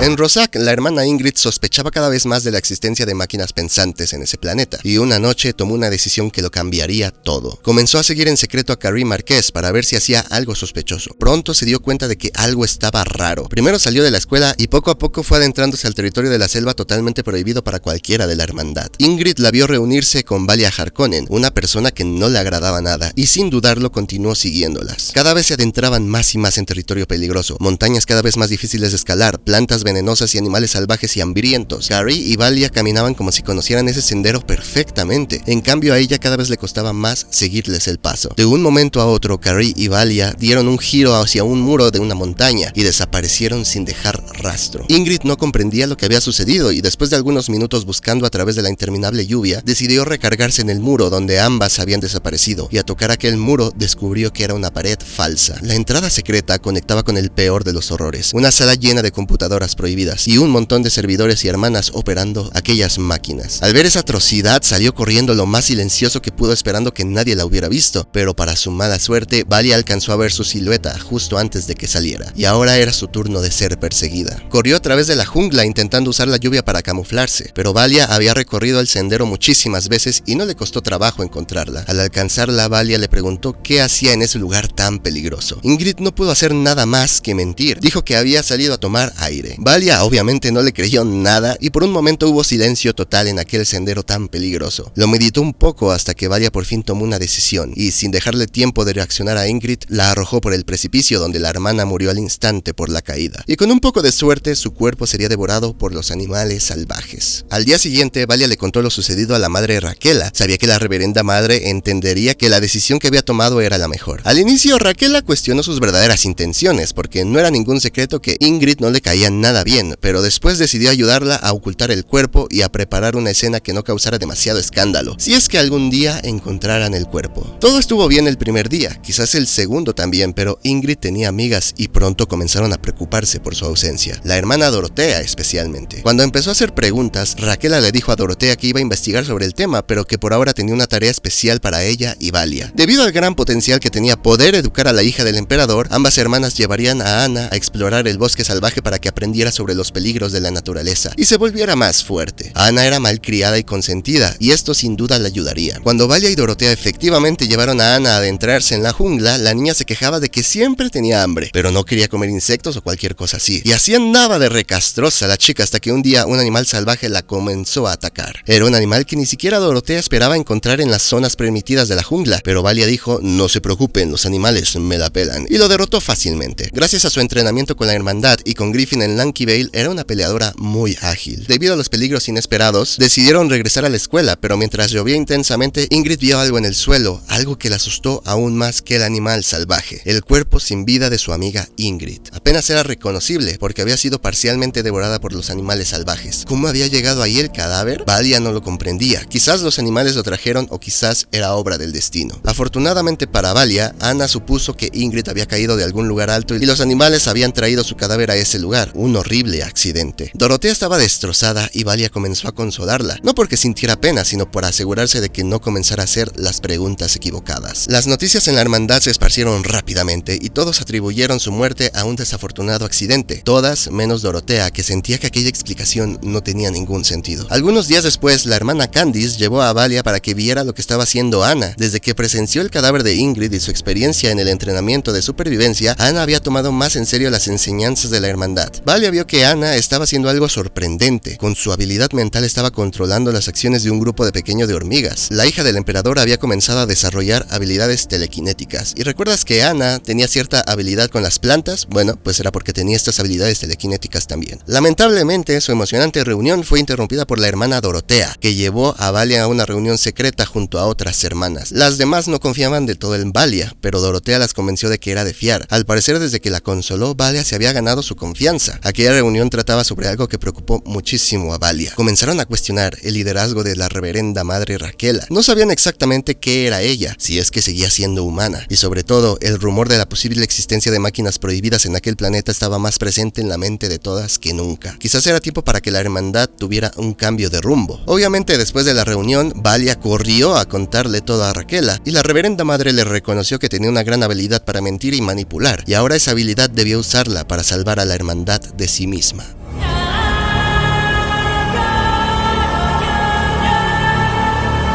Había pasado algún tiempo desde su llegada a Arrakis, y Borian ahora estaba en el puesto de nave de vigilancia. Básicamente vigilaba y avisaba sobre posibles amenazas contra las máquinas extractoras de especia. Mientras veía cómo una máquina hacía su trabajo con toda su tripulación, él reflexionaba sobre su vida tranquilamente. En ese momento sus pensamientos fueron interrumpidos por una explosión en la máquina extractora, mientras en su radio varios gritaban desesperados que estaban bajo ataque. Borian descendió lo más rápido que pudo para rescatar a los heridos y luchar contra los atacantes, pero solo encontró cadáveres, algunos incluso desmembrados. Borian no dejaba de preguntarse qué clase de criatura podría haber causado eso. Recorrió la gran máquina cuidadosamente hasta que se encontró con un hombre y una mujer. Algo en sus rostros les resultaba familiar, pero no sabía decir exactamente qué era. Los desconocidos se presentaron ante él. Eran los gemelos Hila y Andros. Le revelaron que lo estaban buscando y que si les era útil, lo dejarían vivir y perdonarían su traición. En ese momento, Borian no dudó y encendió su escudo, aún con el peligro de que apareciera un gusano, e intentó luchar contra ellos. Les disparó cada vez más desesperado con varias armas y explosivos, pero nada parecía hacerles daño. Pronto entendió que aquellos humanos no eran humanos, y su misión ahora era escapar con vida. Corrió a través de toda la máquina extractora, esquivando los disparos de los gemelos. Una vez fuera en el desierto, siguió corriendo sobre las dunas hasta que llegó a su nave, pero antes de escapar, Andros logró dispararle a uno de los motores y la nave cayó. Borian, sin muchas más opciones, salió de la nave y siguió corriendo al desierto profundo, con la esperanza de perderlos antes de que un gusano apareciera. Corrió y corrió, pero comenzó a escuchar algo, una voz que intentaba llamar su atención. atención. Siguió la voz hasta que se encontró con una desconocida, una nativa Sensuni cuyo nombre era Ishanti. La nativa lo ayudó a escapar y con sus herramientas comenzó a hacer ruidos rítmicos en la arena. Y ya sabes lo que significa eso, se venía un gusano gigante. Obviamente no sin antes decirle a Borian que se quitara su escudo. Borian no tenía más opción que obedecer todo lo que decía la desconocida. A lo lejos, Borian comenzó a ver a la bestia gigante que se aproximaba, e Ishanti solamente le dijo que hiciera todo lo que ella hiciera. Gracias a la ayuda de la nativa, ambos escaparon montados en la bestia, mientras los gemelos se quedaban detrás viéndolos partir a gran velocidad. Mientras todo este desmadre sucedía, Griffin finalmente llegaba a Arrakis y comenzó a preguntar por todos lados por información sobre Borian, e incluso pagaba por información que después descubrió que era falsa. Después de algunas horas llegó a la conclusión de que aquel planeta lo hacía extrañar Lanky Vale. En comparación, su hogar era un paraíso. Griffin obtuvo la información de que los extranjeros suelen pedir trabajo en las empresas de recolección de especia, así que inmediatamente fue a ver si Borian había sido contratado por alguien. Los problemas se le comenzaban a juntar al pobre Borian, pero no todo era malo. Ishanti llevó a Borian ante su naib Sharknak, un hombre viejo. En aquel pueblo oculto, Ishanti les contó a todos sobre los misteriosos gemelos y que aparentemente iban tras el hombre que acababa de rescatar. Sin tener muy claro qué hacer con el Atreides, al día siguiente Ishanti abandonó el pueblo para informarle a la gente de Joseph sobre los ataques, y Borian decidió quedarse ahí para conocer a fondo finalmente a los misteriosos Fremen, hombres que según las leyendas viven más de un siglo y son los únicos que podrían estar cerca de comprender el peso de su inmortalidad. Borian, en un intento de comenzar a ganar su confianza, comenzó a contarles la historia de su larga vida.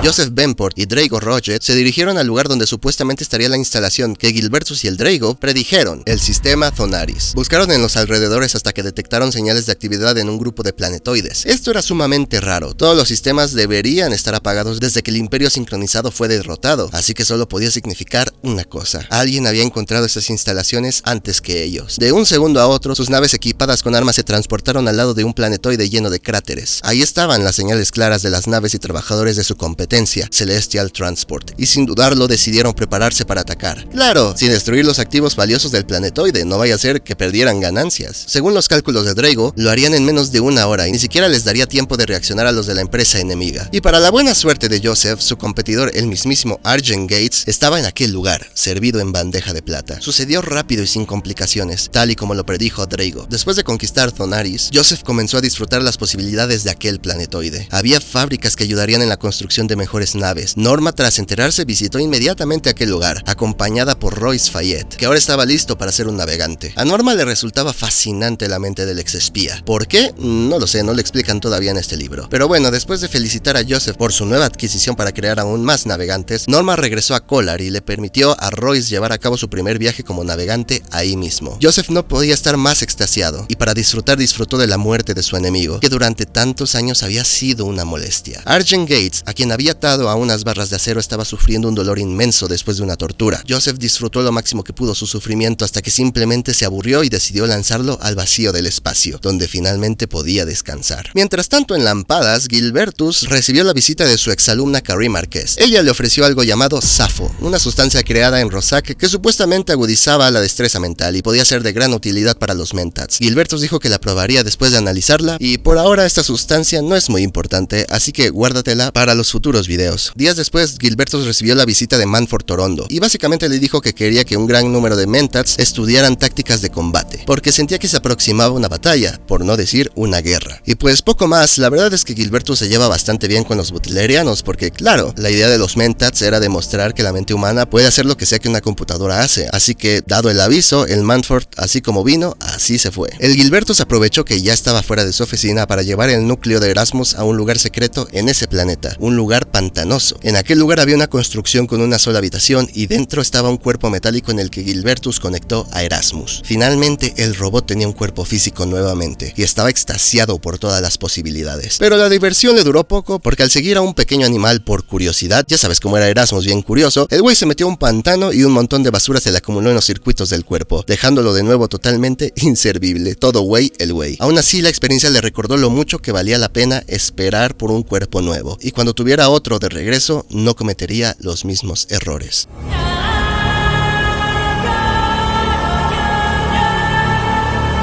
Para este punto, Anna ya consideraba a Valia como una de sus mejores amigas, y un día comenzaron a hablar sobre las drogas que hacen en Rozhak y el proceso para convertirse en reverenda madre. La Anna tenía mucha curiosidad porque quería conocer la historia detrás de su madre biológica, y pensaba que al convertirse en reverenda madre finalmente la conocería. Ya sabes, por los recuerdos de sus antepasados y todo eso. Una noche, Anna le robó a Valia la llave de donde se guardaban los diferentes venenos, y pues Valia no es tonta, se dio cuenta casi de inmediato. Corrió hasta llegar al almacén con venenos de Rozhak y ahí encontró a Anna, que estaba robando 2 venenos, uno para ella y otro para Valia, para que ambas se convirtieran en las siguientes reverendas madres. Oh, pero qué mala suerte. Dorotea las interrumpió porque había estado vigilando a Valia, porque a pesar de que le había dicho que confiaba en ella, en realidad no lo hacía. Así que ahora, con ambas atrapadas con las manos en la masa, tenían que reportar la situación a Raquela. Y de paso, Dorotea fue a cuestionar otra vez a Raquela sobre la muerte de Ingrid y a decirle que ella no creía que fuera un accidente. Pero la Raquela decidió darle el avión otra vez. Afortunadamente, su conversación fue interrumpida por una de las pocas hermanas que tenían acceso a las computadoras secretas, y le dijo a Raquela que tenían que hablar con ella urgentemente. Después de ir a un lugar discreto, la hermana le contó a Raquela que habían analizado los datos genéticos de la familia Corrino, y descubrieron algo alarmante. Si el emperador Salvador llegaba a tener hijos, existiría una gran posibilidad de que dentro de 5 a 10 generaciones naciera el mayor tirano o tirana en la historia de la humanidad, causando la muerte de miles de millones de personas. ¿Cómo pueden saber esto con solo los datos genéticos? Quién sabe, pero bueno. Raquela llegó a la conclusión de que claramente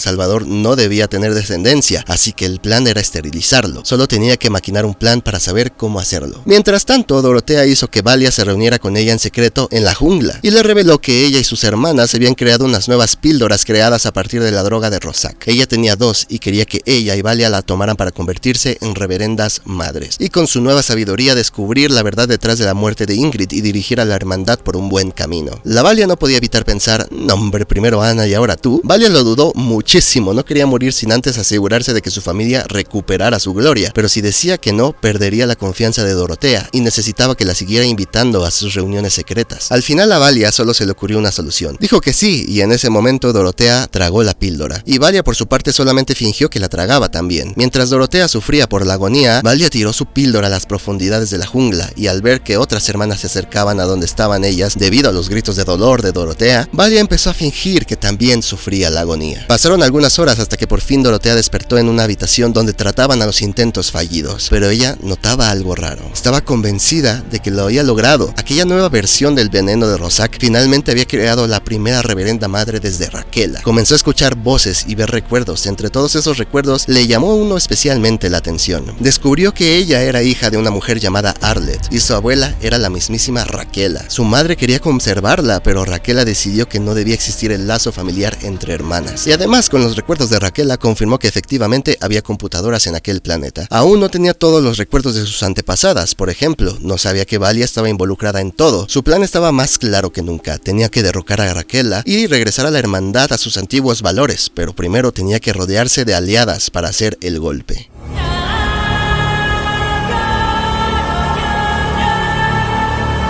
En Salusa Secundus, Salvador y Roderick platicaban sobre las exigencias de Mannford sobre acabar con la escuela Zook en la capital. Claramente ellos no querían, pero la amenaza de guerra estaba ahí. Para evitar un odio por parte de los médicos Zook, los hermanos decidieron que lo mejor era contratar a la doctora Soma, la líder de los Zook, como la médica personal del emperador. Como en su momento también lo fue el doctor Elobando. Y también iban a proponerle protección a su escuela en el planeta Parmentier. Al final, esa era su escuela principal. Así que los corrinos se pusieron a rezar porque eso fuera suficiente. En cuanto a la noticia de que la doctora Soma se convertiría en la médica personal del emperador se hizo oficial, Raquela fue a visitar a la doctora Soma a Parmentier para felicitarla por el ascenso que tuvo, o al menos eso era lo que decía ella. Ya sabes que las de la hermandad son bien mañosas. En realidad iba a visitarla para aprovecharse de su nuevo puesto, cómo no. Raquela le advirtió a la Soma sobre los planes del emperador de perjudicar a los médicos Zook por la petición de Mannford, cosa que obvio Soma no sabía. Pobrecilla, pensaba que la había ascendido por su buen trabajo, pobre ilusa. Y para acabarla, la Raquela fue a pedirle ayuda para que, gracias a su nuevo puesto,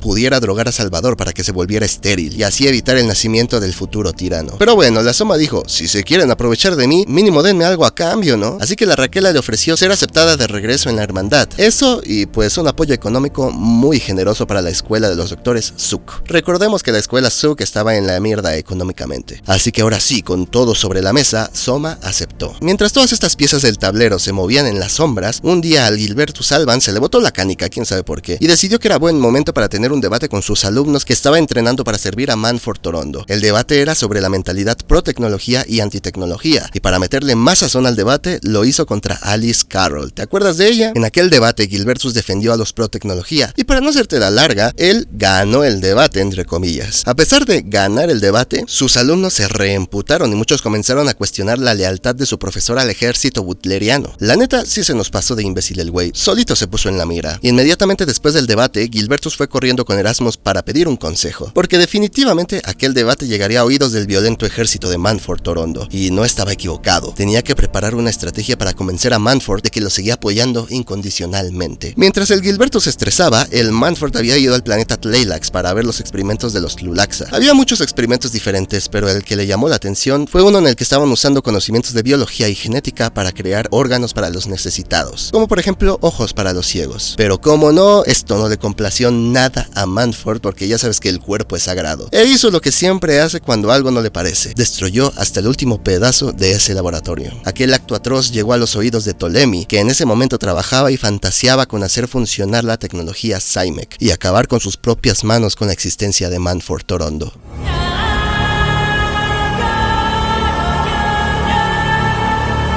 Después de despertar, Dorotea quería saber el destino de Valia. ¿Había sobrevivido también a la agonía? Cuando por fin la encontró y esta le dijo que efectivamente tomó la píldora, también le dijo que su cuerpo la había rechazado y la hizo vomitar por instinto. Ya sabes que Valia era una excelente mentirosa, pero con sus nuevos poderes, la Dorotea fue capaz de ver a través de sus mentiras. Pero aún así simplemente le dijo que se alegraba de que estuviera viva. Raquel, emocionada, se reunió ahí mismo con Dorotea para felicitarla y extasiarse con la noticia de la existencia de una nueva reverenda madre. Dorotea no podía fingir su misma emoción, así que simplemente reaccionó de manera fría y ocultó sus verdaderas intenciones. Un día después, Dorotea preparó una nueva sesión para convertir a más acólitas en reverendas madres, todas con ideales similares a los suyos. Varias lo intentaron, pero solo 3 sobrevivieron al proceso. Raquel estaba súper complacida de ver a sus nuevas hermanas. Al ver el éxito del proceso, Dorotea le reveló a Valia que sabía que le había mentido y que estaba dispuesta a darle una segunda oportunidad. Le dio otra cápsula con el veneno de Rosac y le dijo que lo intentara de nuevo cuando se sintiera lista. Ella estaría ahí para ayudarla a través de todo el proceso. Cada vez más y más hermanas sobrevivían a la agonía. Para este punto ya había más de una docena de reverendas madres. Tristemente, la mitad de las voluntarias había muerto, pero era un precio justo por los resultados. En una conversación con Valia, Ana le dijo que ya quería transformarse, que se sentía lista. Obvio, la Valia le dijo que en él, que era demasiado peligroso y no estaba lista.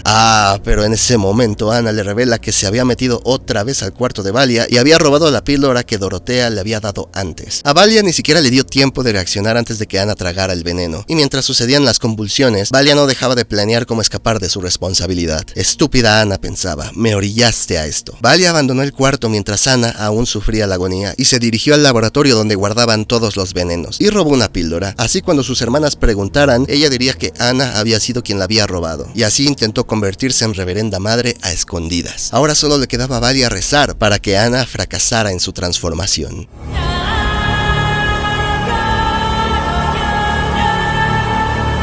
La doctora Soma fue a Simia y fue recibida de manera extraña. La llevaron al hospital de los doctores Zuck en la ciudad, y al llegar vio una gran multitud viendo una especie de espectáculo. Se reunió con Salvador y Roderick, los cuales solo le dijeron que mantuviera la calma y que después le explicarían la razón de todo lo que estaba a punto de pasar. En ese momento, Manford Torondo ordenó quemar el hospital y comenzó a recitar las torturas y experimentos escritos en el diario de Erasmus. Después de recitar el libro, Manford comenzó a decir que los doctores Zuck tenían el poder de hacer atrocidades similares a las máquinas pensantes. Tras terminar el show, Salvador solamente le dijo a Soma que lo acompañara para degustar un banquete y contarle sobre sus malestares. La doctora Soma estaba emputadísima, pero aún así recordó su entrenamiento en la hermandad y mantuvo la compostura. Platicó un rato con Roderick Corrino, un hombre fascinante para ella. Llegó a la conclusión de que él sería muchísimo mejor emperador que su cobarde hermano. En ese mismo momento, y llena de humillación por el show que presenció, decidió que Raquel tenía razón. La mejor decisión era esterilizar a Salvador. Pero Soma cometió un error. En lugar de quedarse con sus pensamientos para ella, le dijo a Roderick que pensaba que él sería un mejor emperador que Salvador. Uy, no, este comentario no fue un halago para Roderick y en cambio despertó sospechas sobre ella. Ese mismo día, la investigó a profundidad y descubrió que había pertenecido a la hermandad en el pasado, pero la habían echado, una red flag clarísima. Aquella noche, mientras iba a cenar algo con Salvador, el emperador iba a tomar una medicina recetada por Soma, aquella que lo iba a esterilizar, pero debido a sus sospechas, Roderick impidió que lo hiciera y en cambio mandó a analizar la sustancia. Unos días después, Roderick estaba en una habitación conversación con la emperatriz Tabrina, la esposa de Salvador que te conté que quería un lugar en un puesto político. Estaban hablando del por qué Tabrina no le daba herederos a Salvador y demás. Para no hacerte la larga, básicamente ella se le insinuó diciéndole que el hijo que se convierta en emperador podría ser de Roderick en lugar del Salvador. Pero el Roderick era un hombre de honor y dijo Nel pastel. Su conversación fue interrumpida cuando llegaron los resultados del análisis de la supuesta medicina de la doctora Soma, y de inmediato fue a los aposentos de su hermano para advertirle sobre la existencia de una conspiración contra el emperador. Pero los Corrino no eran los únicos con preocupaciones. Gilberto se estaba preparando para la inminente llegada de Mantford a Lampadas para investigarlo por su sospecha de traición. Cuando llegó, Mantford esculcó toda la escuela y sobre todo se enfocó en la oficina privada del Gilbertus. Afortunadamente no lograron encontrar nada. Pero para asegurar que Mantford confiara en él, Gilbertus se sacó uno de los ases que tenía bajo la manga. Le contó sobre aquella instalación antigua de las máquinas pensantes que habían descubierto Drago y él. Oh, pero la jugada no le salió como esperaba, cosa rara porque se supone que el güey es un mentat, pero bueno. Mantford le dijo, vale, si tan seguro estás de la existencia de estas instalaciones, vamos todos juntos a verla. Si efectivamente está ahí, bien, pero si no, ya decidiremos tu destino después, Gilbertus fue llevado a bordo de la nave de Mantford rumbo a Zonaris. En el ambiente se percibió un gran entusiasmo por encontrar aquella instalación y destruirla, tanto que sentía que quizás ya lo habían perdonado.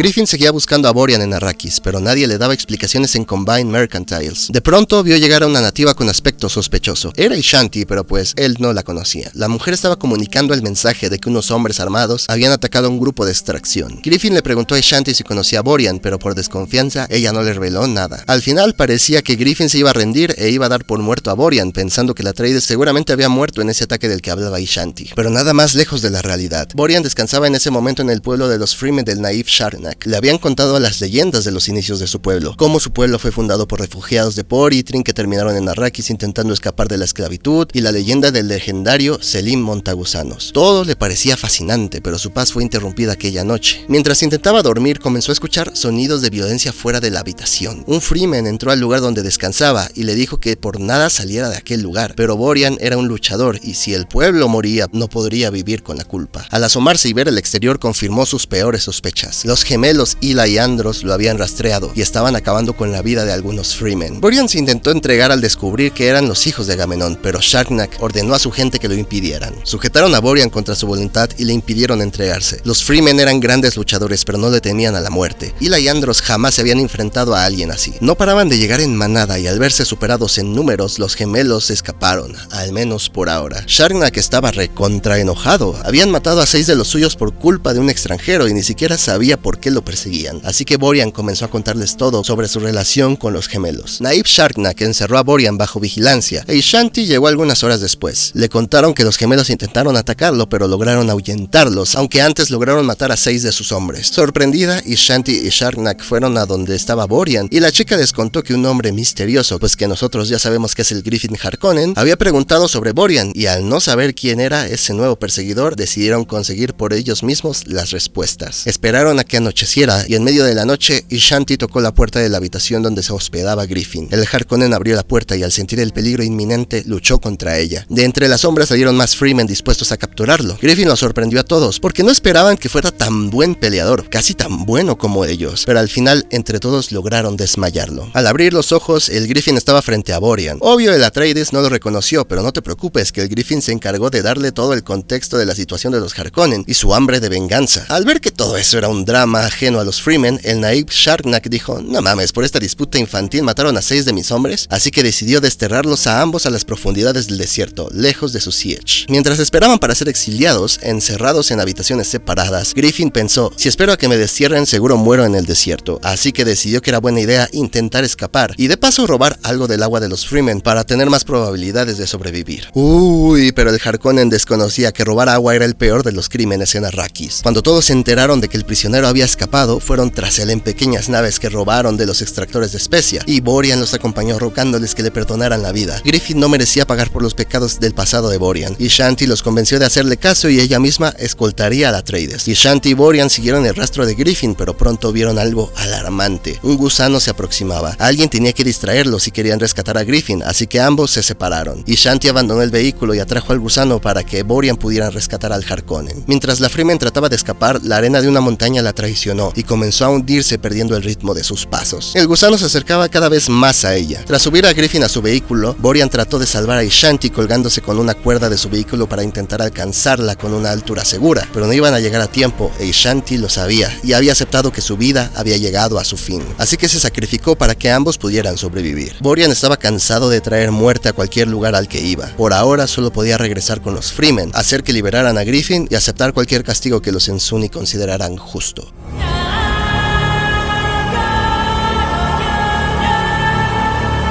Después de varios días, Anna Corrino despertó de la agonía, pero no era ella misma, y tampoco era una reverenda madre del todo. Hablaba a través de varias voces, como si hubiera una gran conversación de varias personas en su interior, pero ninguna tuviera el control. Raquel había pensado que el proceso había dañado su cerebro, pero pocos días después le informaron que Anna comenzó a hablar sobre un tema de manera extremadamente consciente: viajes espaciales, específicamente sobre la tecnología para plegar el espacio. Hablaba sobre un gran deseo de abandonar aquel planeta y convertirse en navegante. Quizás sus poderes telequinéticos tuvieran que ver con esa condición tan particular. Al inicio, Raquel quería ir a Salusa Secundus a enfrentar a su responsabilidad ante el emperador e incluso aceptar su muerte a cambio de que la hermandad siguiera, pero Dorotea la convenció de que la mejor decisión era que ella fuera, porque se había convertido en una persona cercana a la familia real cuando aún vivía en el Palacio Real. Raquel aceptó, así que Dorotea, Anna y otras dos reverendas madres fueron a Salusa Secundus. Pero antes de partir, Dorotea confrontó a Valia, diciéndole que era tiempo de decidir el bando en el que iba a estar, porque su verdadero plan detrás de querer ella misma ir a Salusa Secundus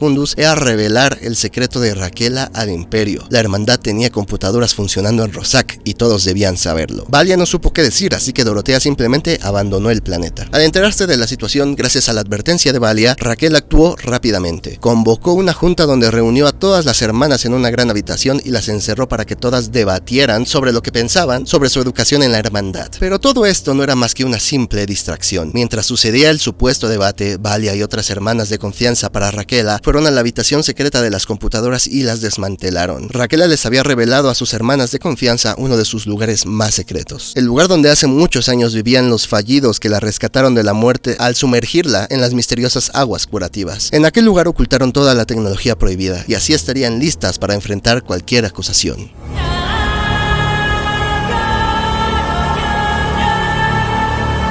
La doctora Soma había sido capturada y fue torturada durante horas y horas hasta que finalmente confesó todo: la situación económica de la escuela Zug y el uso del dinero sucio. Pero lo que más impactó a Salvador fue conocer la verdad detrás del asesinato del doctor Elobando y descubrir que este doctor lo estafaba con medicina falsa. Además, confesó toda la conspiración de esterilizar a Salvador y, como de todos modos acabarían ya con su vida, amenazó a Salvador de que pronto su vida terminaría y le dijo que todos sabían que su hermano sería un mejor gobernante, solo que nadie se lo dice por miedo a ser ejecutados. Casi inmediatamente después de la confesión, Anna y compañía llegaron al planeta. Dorotea les contó a Salvador y Roderick lo que le había pasado a la pobre Anna, y cuando los Corrino vieron a su hermana, ella no parecía estar ni siquiera consciente de dónde estaba. Y para acabarla, remataron revelando el mayor secreto de la hermandad: la existencia de computadoras ilegales operando para Raquel. El Salvador estaba emputadísimo, imagínate. Todo en el mismo día descubrió que los Dr. Zug lo traicionaron, que el Dr. Elobando, a quien tanto admiraba, le había visto la cara de buey, y además confirmó sus sospechas de que todos pensaban que es un emperador de cagada y que su hermano sería mucho mejor, y además toda la corrupción dentro de la hermandad. Es por esto que de primeras el Salvador dijo: ¡ah, la mierda! Vamos a destruir hasta el último rastro de la hermandad.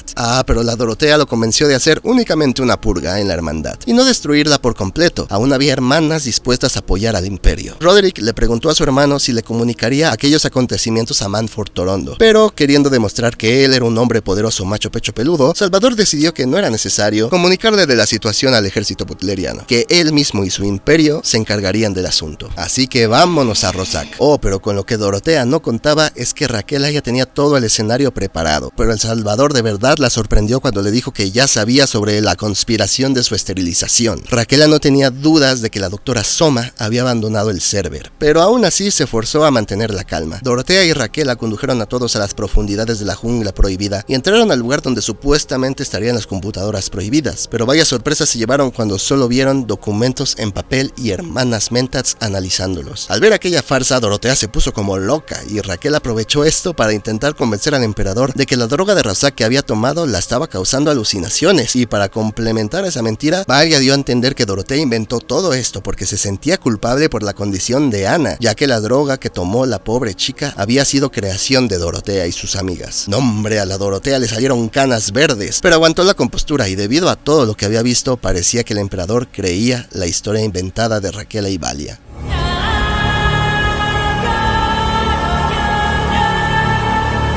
Ptolemy había trabajado obsesivamente durante semanas hasta que finalmente logró que un cuerpo antiguo de Saimek se moviera a través de controles manuales, así como los bueyes de gigantes de acero. El movimiento del cuerpo mecánico aún era torpe y seguía lejos de su objetivo final, hacer que el cuerpo se moviera con impulsos neuronales. Fantaseaba con la destrucción del ejército butleriano a manos de un ejército de aquellas armas atemorizantes. Mientras tanto, el Mannford y el Gilbertus habían llegado a Zonaris solo para toparse con la desagradable sorpresa de que el lugar estaba protegido por naves de la empresa Benhold. Joseph fue alertado sobre la presencia de los butlerianos inmediatamente, así que, manteniendo la calma, los recibió con una videollamada en la que básicamente el Mannford y el Joseph discutían quién la tenía más grande y se comenzaron a amenazar mutuamente. El Benford amenazaba con quejarse con el Landsrat porque él era el propietario legal del planeta, cosa que era mentira porque se lo robó a Celestial Transport, y por su parte, el Mannford era más directo y les dijo que los mataría a todos. Para demostrar que iba en serio, Mannford ordenó disparar las armas de algunas de sus naves contra 3 de las instalaciones en el planetoide. Destruyó todo lo que estaba dentro y acabando de paso con la vida de los trabajadores que por mala suerte estaban ahí. Tras atacar, el Mannford simplemente le advirtió al Joseph que solo tenía una hora para evacuar las instalaciones antes de que comenzara a destruir absolutamente todo. Por suerte para el Joseph, Drago le recomendó tenderles una trampa. El plan era fingir que evacuaban, mientras en secreto en aquella distracción hacían caer varias naves del enemigo. El Mentat había concluido que no podrían ganar la batalla, pero al menos podrían herir de gravedad a su enemigo. Joseph volvió a hacer una videollamada con el Mannford para confirmarle que estaban comenzando a evacuar algunas naves con pasajeros y efectivamente, el Mannford vería que varias naves salían del planeta. Lo que desconocía es que esas naves estaban totalmente vacías. Y por mientras, los trabajadores de Benhold preparaban sus armas. Oh, pero gracias a esa llamada, Drago escuchó la voz de su maestro y descubrió que en el equipo contrario estaba Gilbertus Albans, lo que cambiaba por completo el pronóstico que había hecho antes. Ahora ya no estaba tan confiado en el éxito de aquel ataque sorpresa. Aún así, el espectáculo comenzó con una explosión simultánea de 9 naves de Mannford. La batalla había comenzado y Joseph había declarado la guerra. El ataque inesperado de Drago y Joseph habían desorientado a Mannford y a Gilbertus, así que el Mentat comenzó a analizar las tácticas del enemigo. Solo tardó un pequeño momento en reconocer las tácticas de su exalumno en acción. No podía creer que el Drago estuviera apoyando a Joseph, aunque tampoco podía decir que le sorprendió mucho. Teniendo ya todas las piezas sobre el tablero, Gilbertus aprovechó que los butlerianos estaban dispuestos a sacrificar sus propias vidas y naves con tal de ganar la batalla, y decidió usar a varios como kamikaze.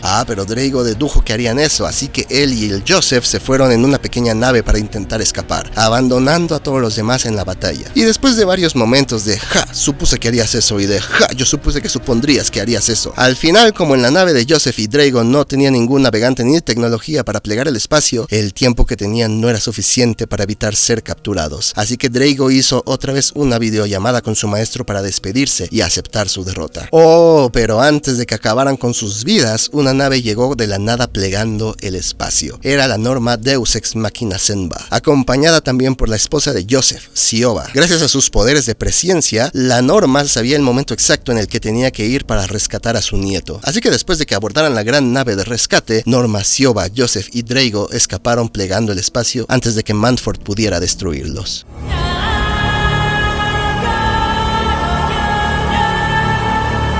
El Naib Sharnak decidió que Griffin y Borian tenían que pagar por el sufrimiento que trajeron a su pueblo, y como todo este conflicto había nacido por su rivalidad, los puso a pelear a muerte, no sin antes prometerles que el vencedor sería llevado de vuelta a la civilización. Sharnak dejó 2 cuchillos en el suelo para que ambos luchadores lo agarraran. El Harkonnen y el Atreides estaban dudosos, Borian le había salvado la vida, y Griffin ya no estaba seguro de la existencia de aquella maldad de los Atreides, pero no podía morir en aquel lugar, su familia lo necesitaba. Sin él, los de Lanky Vale se quedarían sin un verdadero representante. frente. No tenía más opción, así que fue él el primero en tomar el cuchillo, y Borian hizo lo mismo, no porque quisiera pelear, sino porque si no lo hacía seguramente Griffin no sentiría gloria en su victoria, y jamás dejaría de odiar a los Atreides. Pelearon duramente durante algunos minutos, y mientras transcurría la pelea, el Griffin le reveló a Borian que su esposa Mariela había muerto, aunque desconocía la razón. Borian estaba furioso y con el corazón destrozado, pero no se dejó llevar por sus emociones, y dejó que la pelea fluyera como lo tenía planeado. Todo terminó con Griffin colocando su cuchillo sobre el cuello de Borian, pero negándose a matarlo. No había vuelta atrás, habían vivido mucho juntos, y sobre todo su adversario le había salvado su vida, y ahora era su turno de hacer lo mismo por él. Al Sarnak este desenlace obviamente no le gustó nada, porque su pueblo exigía el agua de sus cuerpos, a cambio de toda el agua que Griffin se había robado. Así que el Borian se le ocurrió algo. Les dio todo el dinero que había ganado trabajando en aquel planeta. Aquella cantidad de dinero alcanzaba para comprar mucha más agua de la que Griffin había robado. De esta manera el Naif reflexionó y los dejó ir porque recordó a Ishanti y sentía que su espíritu se enojaría si acababa con sus vidas. Ni el Griffin ni el Borian querían esperar a que el Sarnak cambiara de idea, y ambos partieron para no volver jamás. Un Freeman random los escoltó hasta una estación que monitoreaba el clima y los dejó ahí completamente solos. O sea,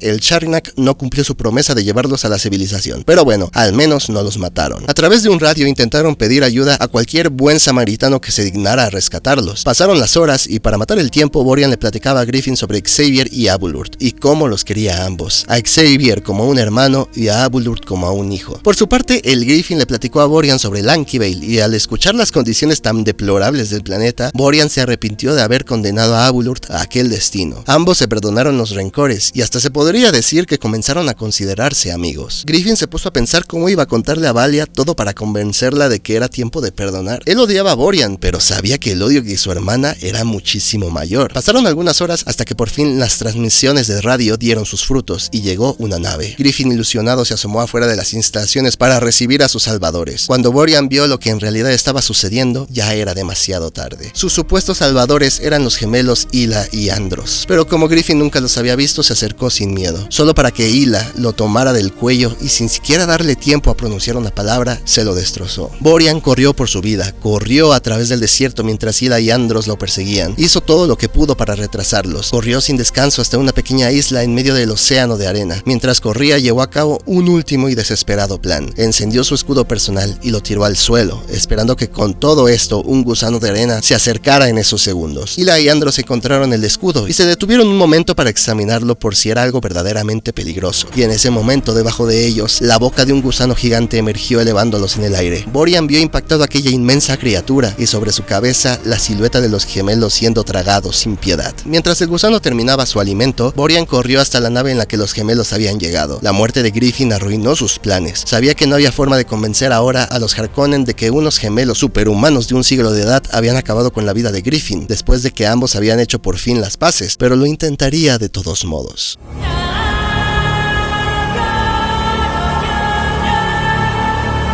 Después de 3 días de búsqueda, Salvador se estaba hartando de no encontrar las computadoras en Roszak y no podía regresar a Salusa Secundus con las manos vacías, porque el menso ya había difundido la noticia de que iría a ese planeta a destruir computadoras prohibidas. Así que con todo en contra, él y el Roderick hicieron un plan muy sucio. Aprovecharon que la conspiración contra Salvador sobre su esterilización había sido confirmada y como castigo por esos crímenes mataron a 6 hermanas Mentats. Y así regresarían a Salusa Secundus con el cuerpo de técnicamente computadoras humanas ilegales, güey. Ay, unos genios, güey. Tristemente, Carrie Marquez fue una de aquellas Mentats que murieron frente a Raquela.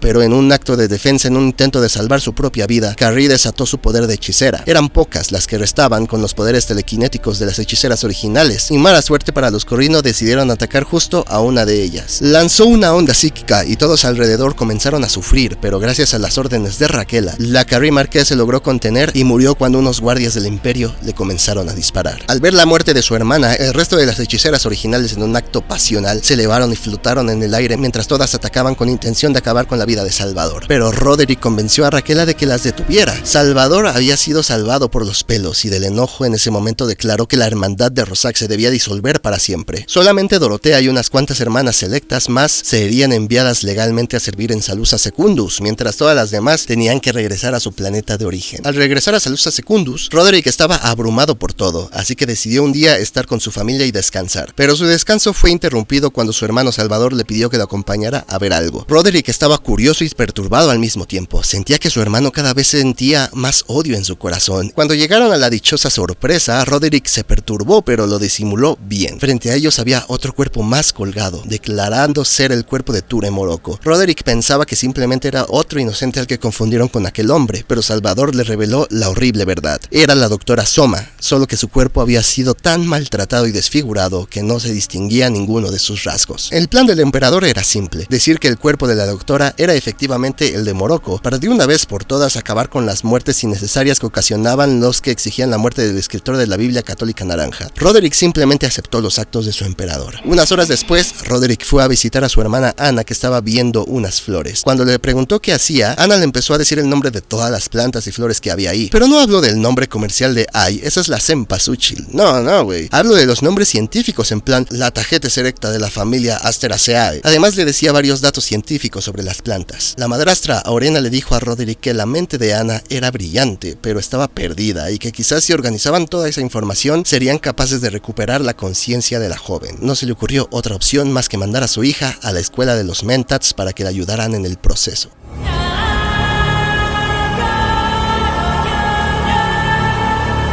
Cuando por fin estuvo sano y salvo, el Joseph comenzó a platicar con su esposa Sioba, y ella le propuso algo que aumentaría significativamente sus recursos. Ahora que la hermandad había sido dividida entre las que fueron aceptadas por el imperio por sus ideales anti-tecnología y las que fueron rezagadas por diferentes sistemas estelares, esta era la oportunidad de Joseph para darles un nuevo hogar a aquellas hermanas abandonadas para que una nueva hermandad resurgiera. De esta manera la hermandad estaría en deuda con él, cosa que ya sabemos que al güey le encanta, le enciende tener el poder. El Joseph dijo: órale va, y Sioba se puso de inmediato en contacto con Raquela. La primera reverenda madre se comunicó con sus alumnas y aliadas para comunicarles esta noticia, y ahora solo quedaba decidir el planeta a donde todas irían a fundar la nueva hermandad. Unas horas después, Joseph platicaba con Norma y Drago para preparar al planeta Kolar para el inminente ataque de Mannford. Estaba claro que los butlerianos no se iban a quedar con los brazos cruzados después de su escape. Joseph jamás lo había considerado, pero en ese momento sintió que su labor estaba más allá de ser un simple empresario. Ahora su nueva visión era convertirse en un líder en esta guerra que podría durar años o incluso décadas entre la superstición y la razón. Por su parte, Mannford, después de la batalla, fue a Salusa Secundus para exigir a base de amenazas una reunión de Landstrat. El Salvador la organizó lo más pronto posible, muy enojón y con muchos huevos cuando está solo, pero nomás aparecen los butlerianos y el emperador regresa a ser un cobarde. Pasaron algunos días, pero el día de la reunión oficialmente había llegado, y Mannford otra vez se indignó al ver que prácticamente más de la mitad de los miembros del Landstrat no habían asistido, e hizo que el Gilbertus hiciera una lista de los ausentes para que enfrentaran las consecuencias en un futuro. Los miembros del Landstrat que sí asistieron parecían indecisos porque la economía de la gran mayoría de los planetas dependía de Benholt y sus navegantes. Sin ellos no existiría el comercio interestelar. Claramente declararle la guerra a Joseph Benport no parecía la decisión más sabia.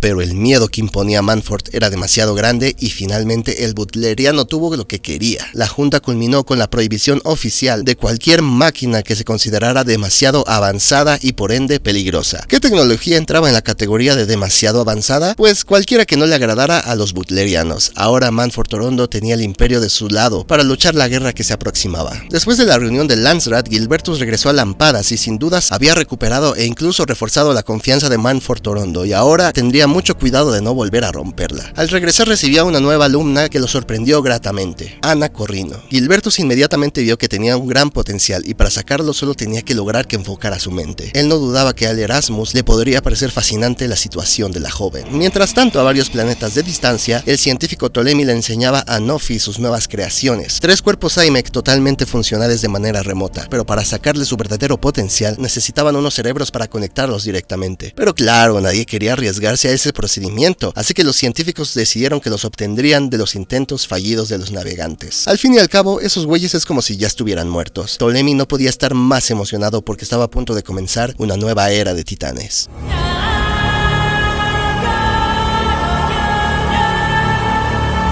Boria no podía dejar el cuerpo de Griffin abandonado. El Harkonnen se merecía mucho más que eso, así que decidió enviarlo a Lankiveil para que su familia tuviera al menos el cuerpo de su familiar. Le encargó a un hombre random que llevara el cuerpo en su nave, acompañado por una nota en la que reconocía que Griffin era un gran hombre y que hasta llegó a considerarlo un amigo. En la nota mintió sobre cómo murió, porque claramente decir que fue asesinado por 2 Terminators era poco creíble, así que en su lugar dijo que unos bandidos acabaron con su vida y que el mismo Borian acabó con sus asesinos. Esperaba que eso les diera paz, más a los Harkonnen, y mientras tanto él se embarcaría en una nave de Benholt y simplemente viajaría a donde el destino se lo llevara. Por otro lado, la hermana Dorothea le asignó una concubina a Salvador como regalo. La mujer se llamaba Angelina y a Salvador le encantó desde el primer momento, tanto que incluso por momentos se olvidaba de sus problemas con su esposa, pero aún así quería tener un hijo con Tabrina, para que fuera su heredero. Un poco por envidia por la familia que tenía su hermano, porque el Roderick tenía una familia feliz, pero sobre todo para demostrarle a Raquel que no le importaba lo que los estudios genéticos hayan concluido. Nadie podía decidir sobre su destino, así que hizo un trato con Tabrina. Iba a concederle un puesto de poder en el gobierno a cambio de que le diera un heredero, y ahí sí la Tabrina se puso re contenta. Lo que Salvador no sabía es que Dorothea estudió los registros genéticos de los Corrino, y para su pesar, porque obviamente odiaba tener que darle la razón a Raquel, confirmó que la amenaza del nacimiento de un tirano en el linaje de Salvador era real, por lo que decidió desarrollar una crema que esterilizaría al emperador y le encargó a la hermana Angelina la tarea de untársela, todas unas mañosas las de la hermandad. Y hablando de la hermandad, Valia regresó a Lankiveil y su familia le recibió con gusto, aunque en secreto Valia no podía esperar para poder irse otra vez de aquel lugar. Disfrutaba la compañía de sus hermanos, pero odiaba ver cómo sus padres, especialmente su padre, había olvidado lo que significaba ser un Harkonnen y ahora se conformaban con tan poco. Pasaron algunos días hasta que alguien tocó a su puerta, y al abrirla, su familia y ella vieron que era un paquete de gran tamaño y bastante pesado. Al abrirlo, inmediatamente todos quedaron horrorizados al ver el cuerpo sin vida de Griffin. El primer instinto de Valia fue claramente culpar a Borian Atreides. A pesar de que después leyó la carta que Borian había escrito, Valia llegó a la conclusión de que todo eran mentiras. Su hermano jamás sería amigo de un Atreides. Aquella noche, gracias a su enojo y tristeza, no necesitó pensarlo mucho más. Necesitaba poder y conocimiento para cazar a su mayor enemigo. Así que sacó la píldora con el veneno de Rosak, que hace meses había robado, y sin dudarlo, la tragó. Por otro lado, Raquel estaba en el planeta que se iba a convertir en el nuevo hogar de su hermandad, un lugar que Siova, Carrie Marqués y Raquel habían planeado como plan de emergencia para un caso como este. El planeta Wallach 9 fue un planeta sincronizado en el pasado, pero desde la caída de Omnius había estado abandonado hasta ahora. ¿Cuál será el futuro de Borian Atreides? ¿Los humanos crearán a las máquinas pensantes de nuevo? ¿Cuál es el destino de Anna Corrino? ¿El Salvador logrará tener un descendiente potencialmente peligroso? Todo eso y mucho más en las siguientes partes de esta cronología. Si te gustó, ya sabes que puedes darle me gusta, compartir y comentar. Ya saben que los quiero y les mando un besito en el siempre sucio.